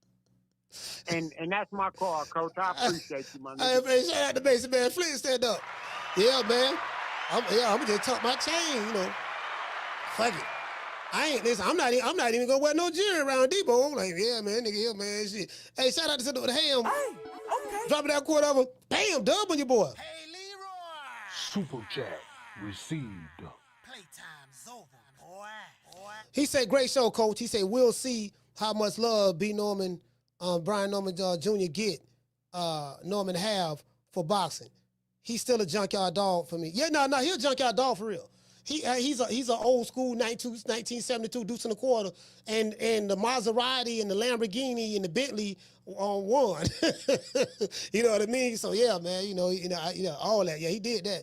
He said he's still a junkyard dog to me. He said Devin proved that he's a cerebral dog himself. And yes, and see that's the thing, right? See the perception with Devin Haney, like I said, he's the suburban kid, you know, and then he's soft, all that stuff there. But I'm like, he's a suburban kid, but he's not soft.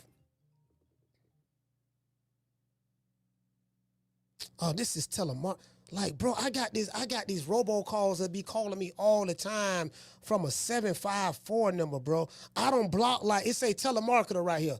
I don't block 35 of these 754 numbers, bro, and they keep calling.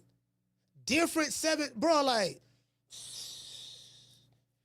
damn, dog. Like, this shit crazy, fam. Anyways, yeah, so yeah, man. Anyway, look here, man. Hey, look here, man. I'm gonna tuck my chain. I'm Debo. Who? Debo. What's up, y'all? What's up, Red? What you got on my 40, homie? Every time I see that nigga Debo pulled up on his bike, doing it. What's up, y'all? What's up, Norman? What you got on my legacy, homie? None. Lying, you got something. Let me get that belt. What belt? Let me get that belt. What belt? That belt. Listen, you gonna have to knock me out to get this belt. Okay, bam. Got there the second round. The second round, because I was like, bro, Norman I was shocked. I'm like, God damn, he don't drop them. Bro, I ain't gonna say a lie to you, boy. Go back and look at the fight part just when the Haney fight started, Haney and Norman fight started. Bro, I had such a shocked look on my face. Bro, I thought he was gonna stop him for real, bro. Bro, it looked like he was gonna stop him. It looked like, but I swear for God, dog, go back and look at that second round. Bro, it looked like he was going to stop, bro, fail. Listen, if he would have stopped him, yeah, we got to test that nigga, dog. Where he got that strength from? Hold on, wait a minute now. Where he got, bro, dog, my nigga, we got to tell you. Hold on, they said, nah, I would have been looking crazy at the sniggity snack. They did say, yo, that sniggity snack, man. Damn, that sniggity snack did that. Nigga, I would have been like, hey, 96, bro, if he would have stopped Brian Norman, oh my God. True. Oh, that, whoo, Lord have mercy. Caller, what's your name? Where you calling from? What up, Coach? It's Damon from Detroit again. Damon, talk to me, brother. Man, I forgot to ask you about, man. So, they have pulled out them tools that Bill was talking about. What I had a question for you was, which bag was it out of? Which sugar made shooter, or which bag did it come out of? Well, that bag right there, it wasn't. It was kind of like it was. I want to say it was more. I want to say Money Mayweather like. It wasn't Sugar Shane. We didn't see the. Well, we saw a little Sugar. And we saw a little Mike McCallum. He didn't show much. He just showed a little because he was fighting good on the inside. And, you know, Norman was clinching him in this fight. Devin Haney was clinching too, but Norman was clinching. But when Norman was clinching, Dad was hitting him behind the head, hitting him on the jaw, hitting him to the body. So we saw a little bit of I want to say a little bit of zab. It was a little bit of zab on this. A little bit of zab. No Mike McCallum, no Sugar Shane, but it was a little bit of zab sprinkled with a little about 10% of Money Made. Zab mixed with a little 10% of Money Made. That we saw. Okay. So, and then what I was thinking, Bill was really, he kind of put Brian Norman on the spot, but he was giving them some game. Mm. You know what I'm saying, with the comparison of the training in the garage. Like you gotta step your game up when on this level. So I get what Bill Haney was telling him. Yeah. But I ain't gonna lie to you, Coach. The other fight that shocked me was the Abdullah Mason fight. That shit had me on my toes. I ain't gonna lie. Bro, that fight scared the shit out of me. I'm glad he pulled it out, but that boy got hit so much. Man, what was my man Sam Noakes? Man, shit, Coach, shit. Yeah. Ooh, that boy better work on defense. Yeah, he got to work on his defense. He got to work on the defense bad. That's going to be something that they're going to have to be honest with themselves about as well. Look, man, he got to work on his defense. Yeah. And this is nothing that just happened in this fight. Like, there are several fights that we can look at where we can see, Mason got defensive issues that he's going to have to work on. There's multiple fights that, you know what I mean? And again, I love the Mason, man. Love his dad, love that young man, love his whole family. But, again, it's a touchy subject because, you're dealing with fathers and boxers and stuff like that. And I'm telling you that's a slippery slope because a lot of these fathers, they are so emotional and they are so pig-headed and stubborn because they have been successful in doing it their way for so long.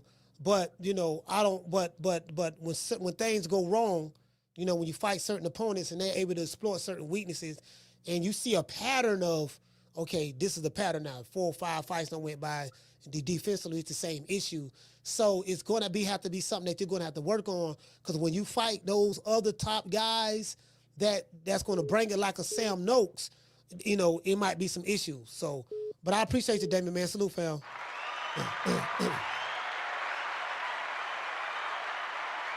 Yeah, hey, bro, that Sam Noakes and that Sam, hold on. That Sam Noakes fight, it was, bro, that 11th round, because Abdullah Mason won the 10th round and he won in the 12th round. Abdullah Mason did his thing in the 10th round. He was getting with Sam Noakes, almost dropped him. And then the 11th round, Sam Noakes went to work on Abdullah Mason. He was getting hit so clean with shots, and Sam was trying to stop him. It looked like. And then the 12th round, Abdullah got his composure back and this and that. But this was his first time going 12. You got to take that into consideration too. And he showed a lot of dog and grit. But defensively, he's going to have to work on some things, if I'm being honest. Carla, what's your name? Where you calling from? Hey, what's up, Coach? It's Mike out of Bridgeport, Connecticut, man. I just wanted to call in and correct my wrong. You know what I mean? I did appreciate Devin taking the fight, but when I did make that announcement, I said salute to both of the brothers, and I know that I thought that Devin was too weak for Brian Norman, and Brian Norman actually believed that. He had no respect for Devin Haney. And I just wanted to say that even though I had picked Brian for winning, Brian actually shown his greenness. There's no disrespect to Brian. He's younger. He got to grow. But I just wanted to call in and to accept my wrong. I was going off of the diva shit that Devin Haney be doing, but he actually showed he's standing in that pocket, and that drop when he dropped him was a 3-piece. Yeah. We talked, and on your show we talked about the 3-piece, right? I remember you correct Brian Norman Sr. And he said, "Nah, he don't throw 3-piece. He don't throw." And you said, "Yeah, because he get countered." But It was a left hook, and then he came with a left and right again. Yeah. Two left hooks. The first left hook stunned him, buckled his leg, made him back up and buckled his leg. Correct. Then he did, but then what made Devin go at him in that sequence when Devin stunned him and saw he was hurt, Brian Norman just sat there in the middle, and he never rotated. He never rotated left or right. He sat right there in the center because he threw his hook, and him and Devin Haney threw a hook at the same time. He was hooking with a hooker, and he didn't expect Devin Haney to throw a left hook. He didn't expect that at all.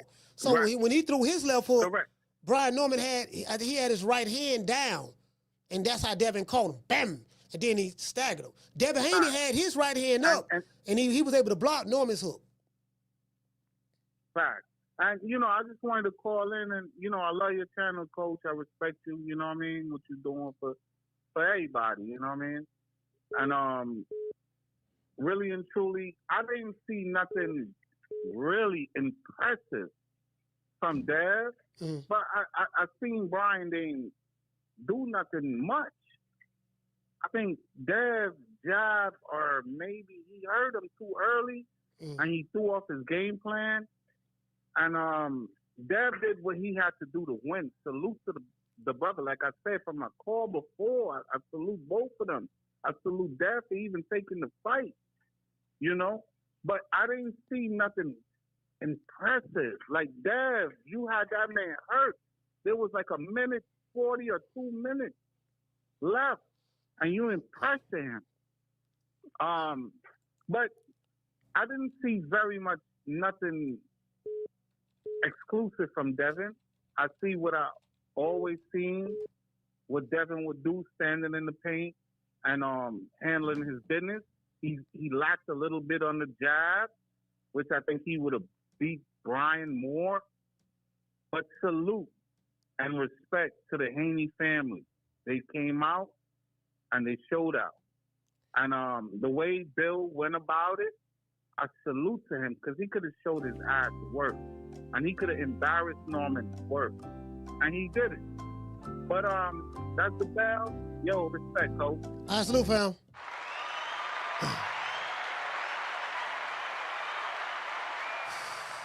Listen, it go back to what I said.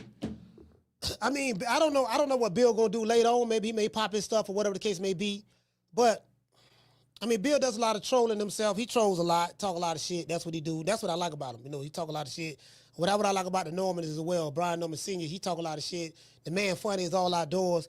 I think that the game needs them, because these boxing dads, I think Norman and Bill, I like what they bring. I like what they bring to the table. I really do.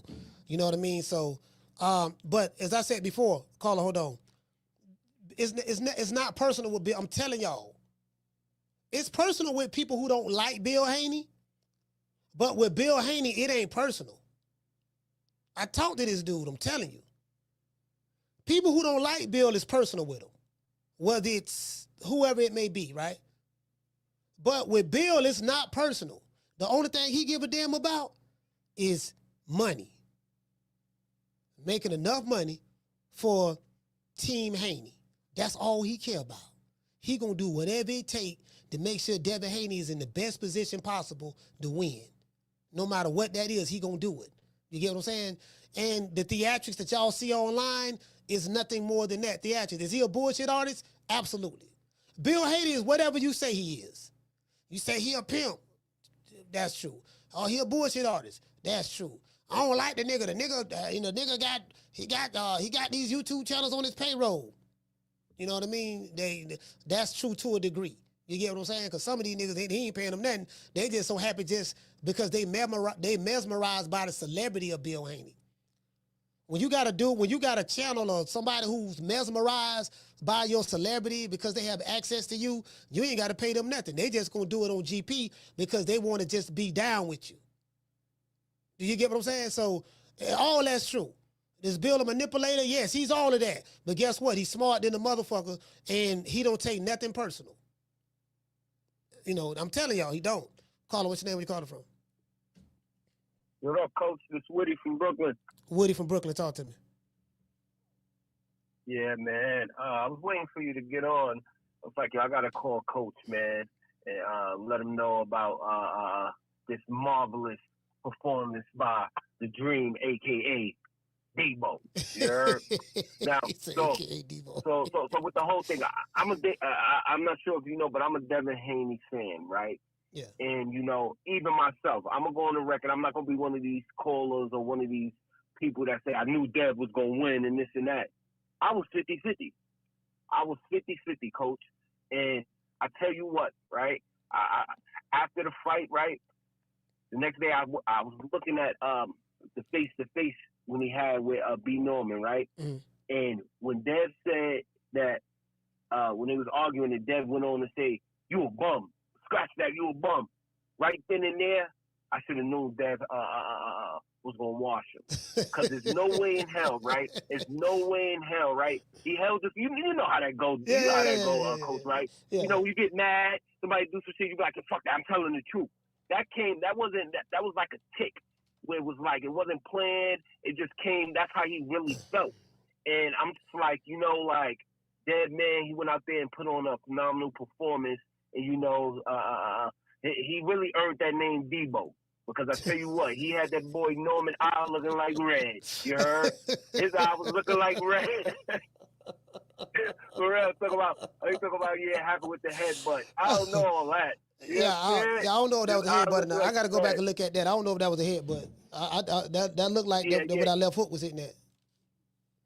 Yeah, that's what I was thinking. I was like, I got to go check it out. I think it was the 10th, 12th round, he said. But anyway, you know, the sad part about it, Coach, right? This just goes to show, and you always say this, how flip-flop, you know, the fans and, you know, people that dislike boxers, period, they back and forth. Right. Just 2 days ago, they was hating Haney. Now all of a sudden, you know, they the biggest Haney fan and this and that. Man, I'm like, yo, listen, this is, you know, for real, Coach. And I'm a fan of boxing, right? You know, I like Haney, but I just like a good fight, you know. Yeah. And it just makes me feel like, you know, Haney should take on that moniker Debo for real, right? He said, you know, Debo came, gave him the shiner. Now the next fight, go on the bicycle. Get back on the bicycle like Debo. Man. You know what I'm saying? Do what you got to do to win. You know, because it seems like they're going to love you one day, they're going to hate you, they're not going to respect you. It's like, I don't know what fans want, you know, and it's just, you know, I'm just glad he got that win and, you know, did what he said he was going to do. So, you know, that's all I got for you, Coach, man. Shout out, man. Sorry about that. I appreciate your channel, and, you know, keep doing your thing. All right, shout out to Woody, man. Brooklyn, stand up. That was the last call. I'm gonna say this. As I said before, right? I listened to the post-fight press conference. I look at body language very well. And Bill Haney does a lot of psychological games. Once he find out that there's a fight, once he find out that they have a fight set up, who they gonna fight, Bill is gonna try to find every edge or advantage that he can. I'm finna tell you what Bill Haney does. Caller, hold on, you the last call. Bill Haney will, okay, we finna fight the Normans. I'm telling y'all, I know what he did. I know exactly what he did. I have a strong idea. Bill gonna find out where they training at. Everybody does that. Where he training at. Who his sparring partners are. You know, because Brian Norman Sr. was saying, yeah, man, we had a sparring partner. Bill was trying to steal our sparring partner and all that stuff there because Bill found out they was going to spar a certain fighter, so he tried to offer that fighter more money to take that option away from the Normans. Did you get what I'm saying? Bill would do that. Okay, there's some key motherfuckers that he gonna bring in that they know that can help him get ready for Dev. Okay, I don't like that motherfucker there. That might be some good work for him. Let me see, can I snatch that dude and remove him from the table? Bill gonna do all of that. That's the game. That's the game. And Bill and them have enough money and power in the sport to be able to make certain things happen within his reach. So that's what Bill does. Bill is like he's going to do what they call it, the logistics. He's going to survey the land, do the logistics. He's like the executive producer. He's like okay, look, let's bring on Virgil Hunter. Let's bring on Mickey Bay. Okay, let's bring this dude on. Let me go to the town to get a couple of niggas from the town, from the liquor store. Ned the wino, what's up, baby boy? You gonna be Debo Dev's hype man right now. You gonna bring you on. I ain't had you in the last training camp, but I got you in this one. Bring you on. He gonna do that and then surround him with affirmations, people who go affirm them and let them know, yeah, Dev, you this, you the greatest, this and that, yada, yada, yada. He gonna keep that group core people around him, and then he gonna put together a game plan and he study. I'm telling y'all, that's what this motherfucker do. And that's what he's saying. When you own, Floyd Mayweather used to do that. He got that from Floyd Mayweather. That's where he got it from. Floyd Mayweather used to do that. So Bill, there's a lot of stuff that Bill does that he got from Floyd. You get what I'm saying? So that's what he does. He studied that stuff. And Norman was like, I don't care what he do, it ain't gonna work. I don't care what he do, it ain't gonna work. That's what Norman was saying. I don't care what he do, it ain't gonna work. My son gonna do A, B, C, and D. That's what he said. And I'm like, look, man, you can't underestimate this dude because this is a different, higher caliber fighter you're fighting. You got to understand what you're dealing with. I don't think he really understood. I think now after, if he do some self-reflecting, he gonna realize and hopefully he try to make it right. Caller, you the last call. What's your name? We call it from? Hi, my name is Kenroy Fuller, calling from Lancaster, California. I was the last call a couple of days ago. Yeah, Kenroy, talk to me. Yeah, man, you took the words right out of my mouth. I was just gonna say they were overconfident. I was definitely going for Brian. I feel like most of the people most of us were going for Brian Norman Jr. I didn't think he was gonna be lunging in the way he was gonna be lunging in. I noticed that in his last couple of fights. I just didn't. When people train for the for the level of opposition, I thought he would just be on another level with this fight. Needless to say, I digress. I gotta give Devin Haney his flowers because I lost a little bit of money yesterday, just for like $50. I was shocked in that second round as well, but I hope that Brian Norman Sr. and Jr. could definitely take this lesson on. It's not the end; it's always a second chance at everything. I still think Brian Norman is definitely top 5 in the division, and they could if they need to start looking at film. I'm gonna be honest; it seems like they weren't really doing film study like at all. So what do you think, Coach? What do you think about that? No, he was doing film study. Brian Norman definitely was doing film study. He studied everything about Devin Haney. I think the problem was, because he was over here, he said he was very confident. He was overconfident. I'm pouring with confidence. I think he was just so confident that Devin Haney's last performance or last 2 performances wasn't that good. And I just think that he was just so confident based on Devin Haney, which a lot of people thought was based on Devin Haney's last performances, that he didn't really look that good. He was cheated by Ryan Garcia, and then, the Jose Ramirez fight, he was doing the MC Hammer, the tight rider. So he was basing it on that, and I don't think he realized that, the Haneys was really, really in the lab putting something together, and it sounded like he underestimated him. Sounded like he was very dismissive, and this is what happens when you are dismissive of your opponent. In boxing, you never are dismissive of your opponent because, that guy can whoop your ass. And I think he was just so dismissive and overconfident that he probably, he missed something. He had to. He studied. But sometimes when you study, you only see what you want to see. So I'll say that. Mm-hmm. Of course. My next question, I'm going to get up out of here. Haney, do you think Haney could go on another undisputed run? Yes. I think he can. Yes. But what do you think? Yes. Yeah. Okay, for sure. Okay. I appreciate you, Coach. Appreciate you for having me. Salute, fam. See,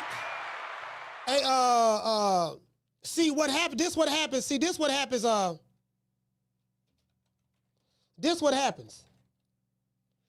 When you suffer from confirmation bias, and I'm not saying this is the case with my main man, Brian Norman Sr. I'm not saying this is the case. But I'm saying this.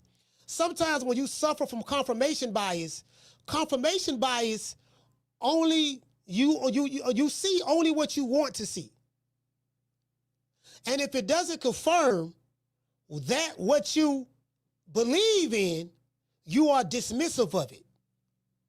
You guys know I talk about, nobody on the YouTube talk about and boxing talk about confirmation bias but me. I'm the one that does that, right?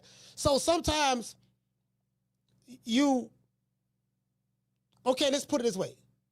Devin Haney pillow fisted, he chinned, he can't box, he ain't really all of that. If you go into it believing that, whatever's Devin Haney's best performances is in his past, You're going to be dismissive of it because in your mind, oh, that nigga ain't doing shit. Oh, that nigga Chinny, he ain't got no punching power. Man, we going to run through that shit. Yada, yada, yada, yada, yada, yada. Right? If you really believe that, when you're studying film on an opponent that you've already was dismissive of before the fight, you're going to ignore all of the things that he's good at. And guess what else you're going to ignore? You're going to ignore all of the flaws of your fighter. That's very important. You're going to ignore the strengths of your opponent, but you're going to ignore all of the flaws of your fighter. That's a recipe for disaster right there. You know, like, wait a minute. The fighter you training got a whole lot of flaws. You get what I'm saying? Shout out to Nate. Nate, what's going on, Nate? She said, who else got belts at 147? I'll address that in a minute. Yeah, so you go to ignoring the flaws of your opponent. And then you ignore the strengths of your opponent, and you will ignore the flaws of your fighter. So at that point, you only see what you want to see. Do you get what I'm saying? I mean, listen, man, we all are guilty of it. All of us are guilty of it. We all have suffered from confirmation bias at some point in time. You can be in love with a man and nigga can be no good, but you love him so much, you only see what you want to see. Same thing with a woman. You can be in love with a woman and, you know, you love her so much, but she got so many flaws and she doing all kind of crazy shit, but you only see what you want to see. You get what I'm saying? That happens. So in that case, when you study, you are supposed to look, you are supposed to take an objective point of view. When you suffer from confirmation bias, you take a subjective point of view. It's subject upon what I already want to believe. And if it goes against that, what I already want to believe, I'm going to be dismissive of it. And I think that's what happens. True. Some of y'all may look at what I'm saying as hate. It's not hate. I'm being very objective. And I'm saying some real shit. What I'm saying is very logical. This ain't about no emotions. Take your feelings out of it. I care nothing about your feelings. I'm giving you a perfect analysis breakdown of what could have led to that. What could have led to that. Did you get what I'm saying? So it is what it is. I think they're going to learn from that. And again, I think he's going to bounce back. I truly believe that Brian Norman Jr. can become a champion again. I think he will. And I just think that he's going to have to do some soul searching, him and his team, and they're going to have to realize what went wrong, what can we do to get better.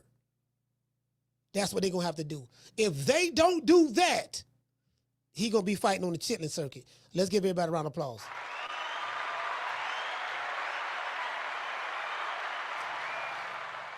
Man, shout out to my sister, Miss Black Panther. If they don't do that, he's gonna be back on the Chitlin circuit. I'm telling you what God loves. Cause I know what I'm hearing out of Top Rank. I know what I'm hearing from Top Rank. I'm telling you. So, it is what it is. Yeah, man, salute to you, fam. Shout out to everybody in the chat, man. I'm gonna give everybody a round of applause. Y'all know what it is. I want to dedicate this show to them. I want to thank the whole hood who came out here. I love y'all. I did this for the hood. Y'all know I beat that boy. Hold on, y'all. We got a cash out. Shout out to Mike. Hey, okay. Mike from Connecticut, man, for dropping that. Damn, dub on your boy. Hey, Leroy. Super chat received. Playtime's over, boy. Mike out of Bridgeport, salute to you, fam, brother. I appreciate you, fam. You ought to know what time it is. We got to hit you with the 100. Down from the bar, there's a platform stage. People pimping, sharp as razor blades. Yeah, man, it is what it is. Y'all know what time it is. Let's give everybody a shout out. Let's give a shout out to the call. We got a lot of callers today, man. Shout out to Rose from Houston.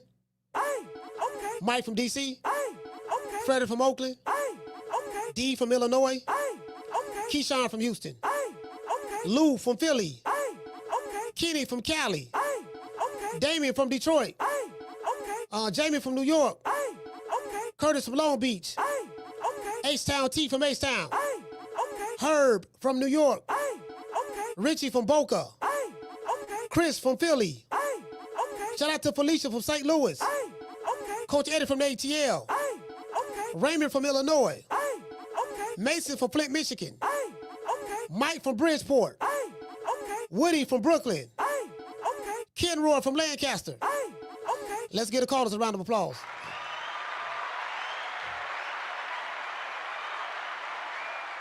Yeah, man, let's give everybody a chat. Shout out to that 90s chick. Some in November. Shout out to Mika Lovem.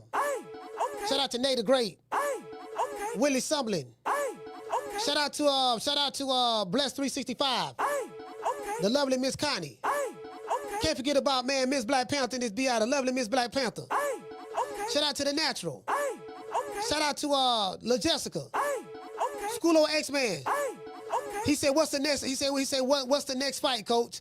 I don't know, fam. I gotta look and see. I don't know, fam. I gotta look and see what's the next big major fight. I don't think we got no more major like shit. Yeah, December, no. That's right, December 6th. Lamont Roach and Eastside Pitbull Cruz, yeah. Shout out to Chris Legg. Shout out to Drew Hines. Cool Boy Curry, salute fam. Shaw Cool Hands. Green Eyes P. Tony Montana. Schoolo X-Man.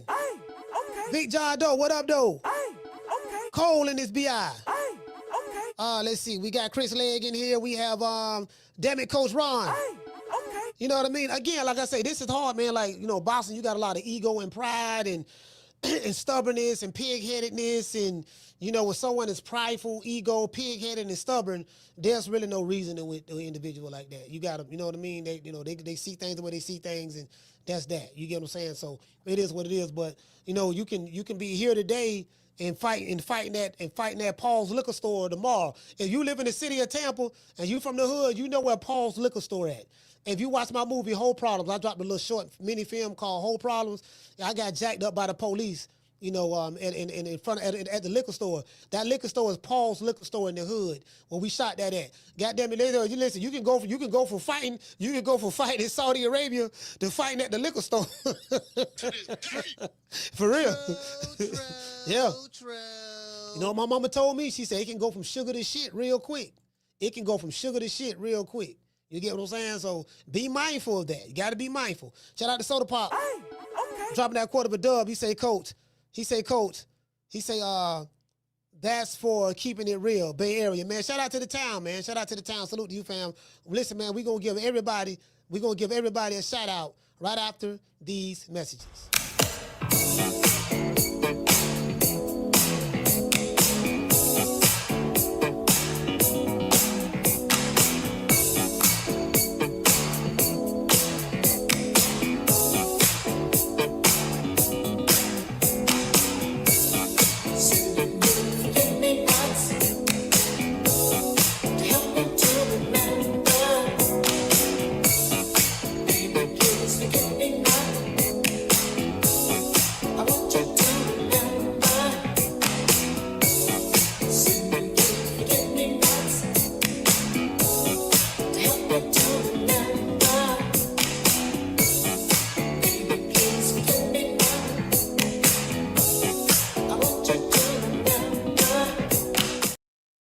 Yeah, man, let's give a shout out to the Super Chatters. Shout out to Soda Pop.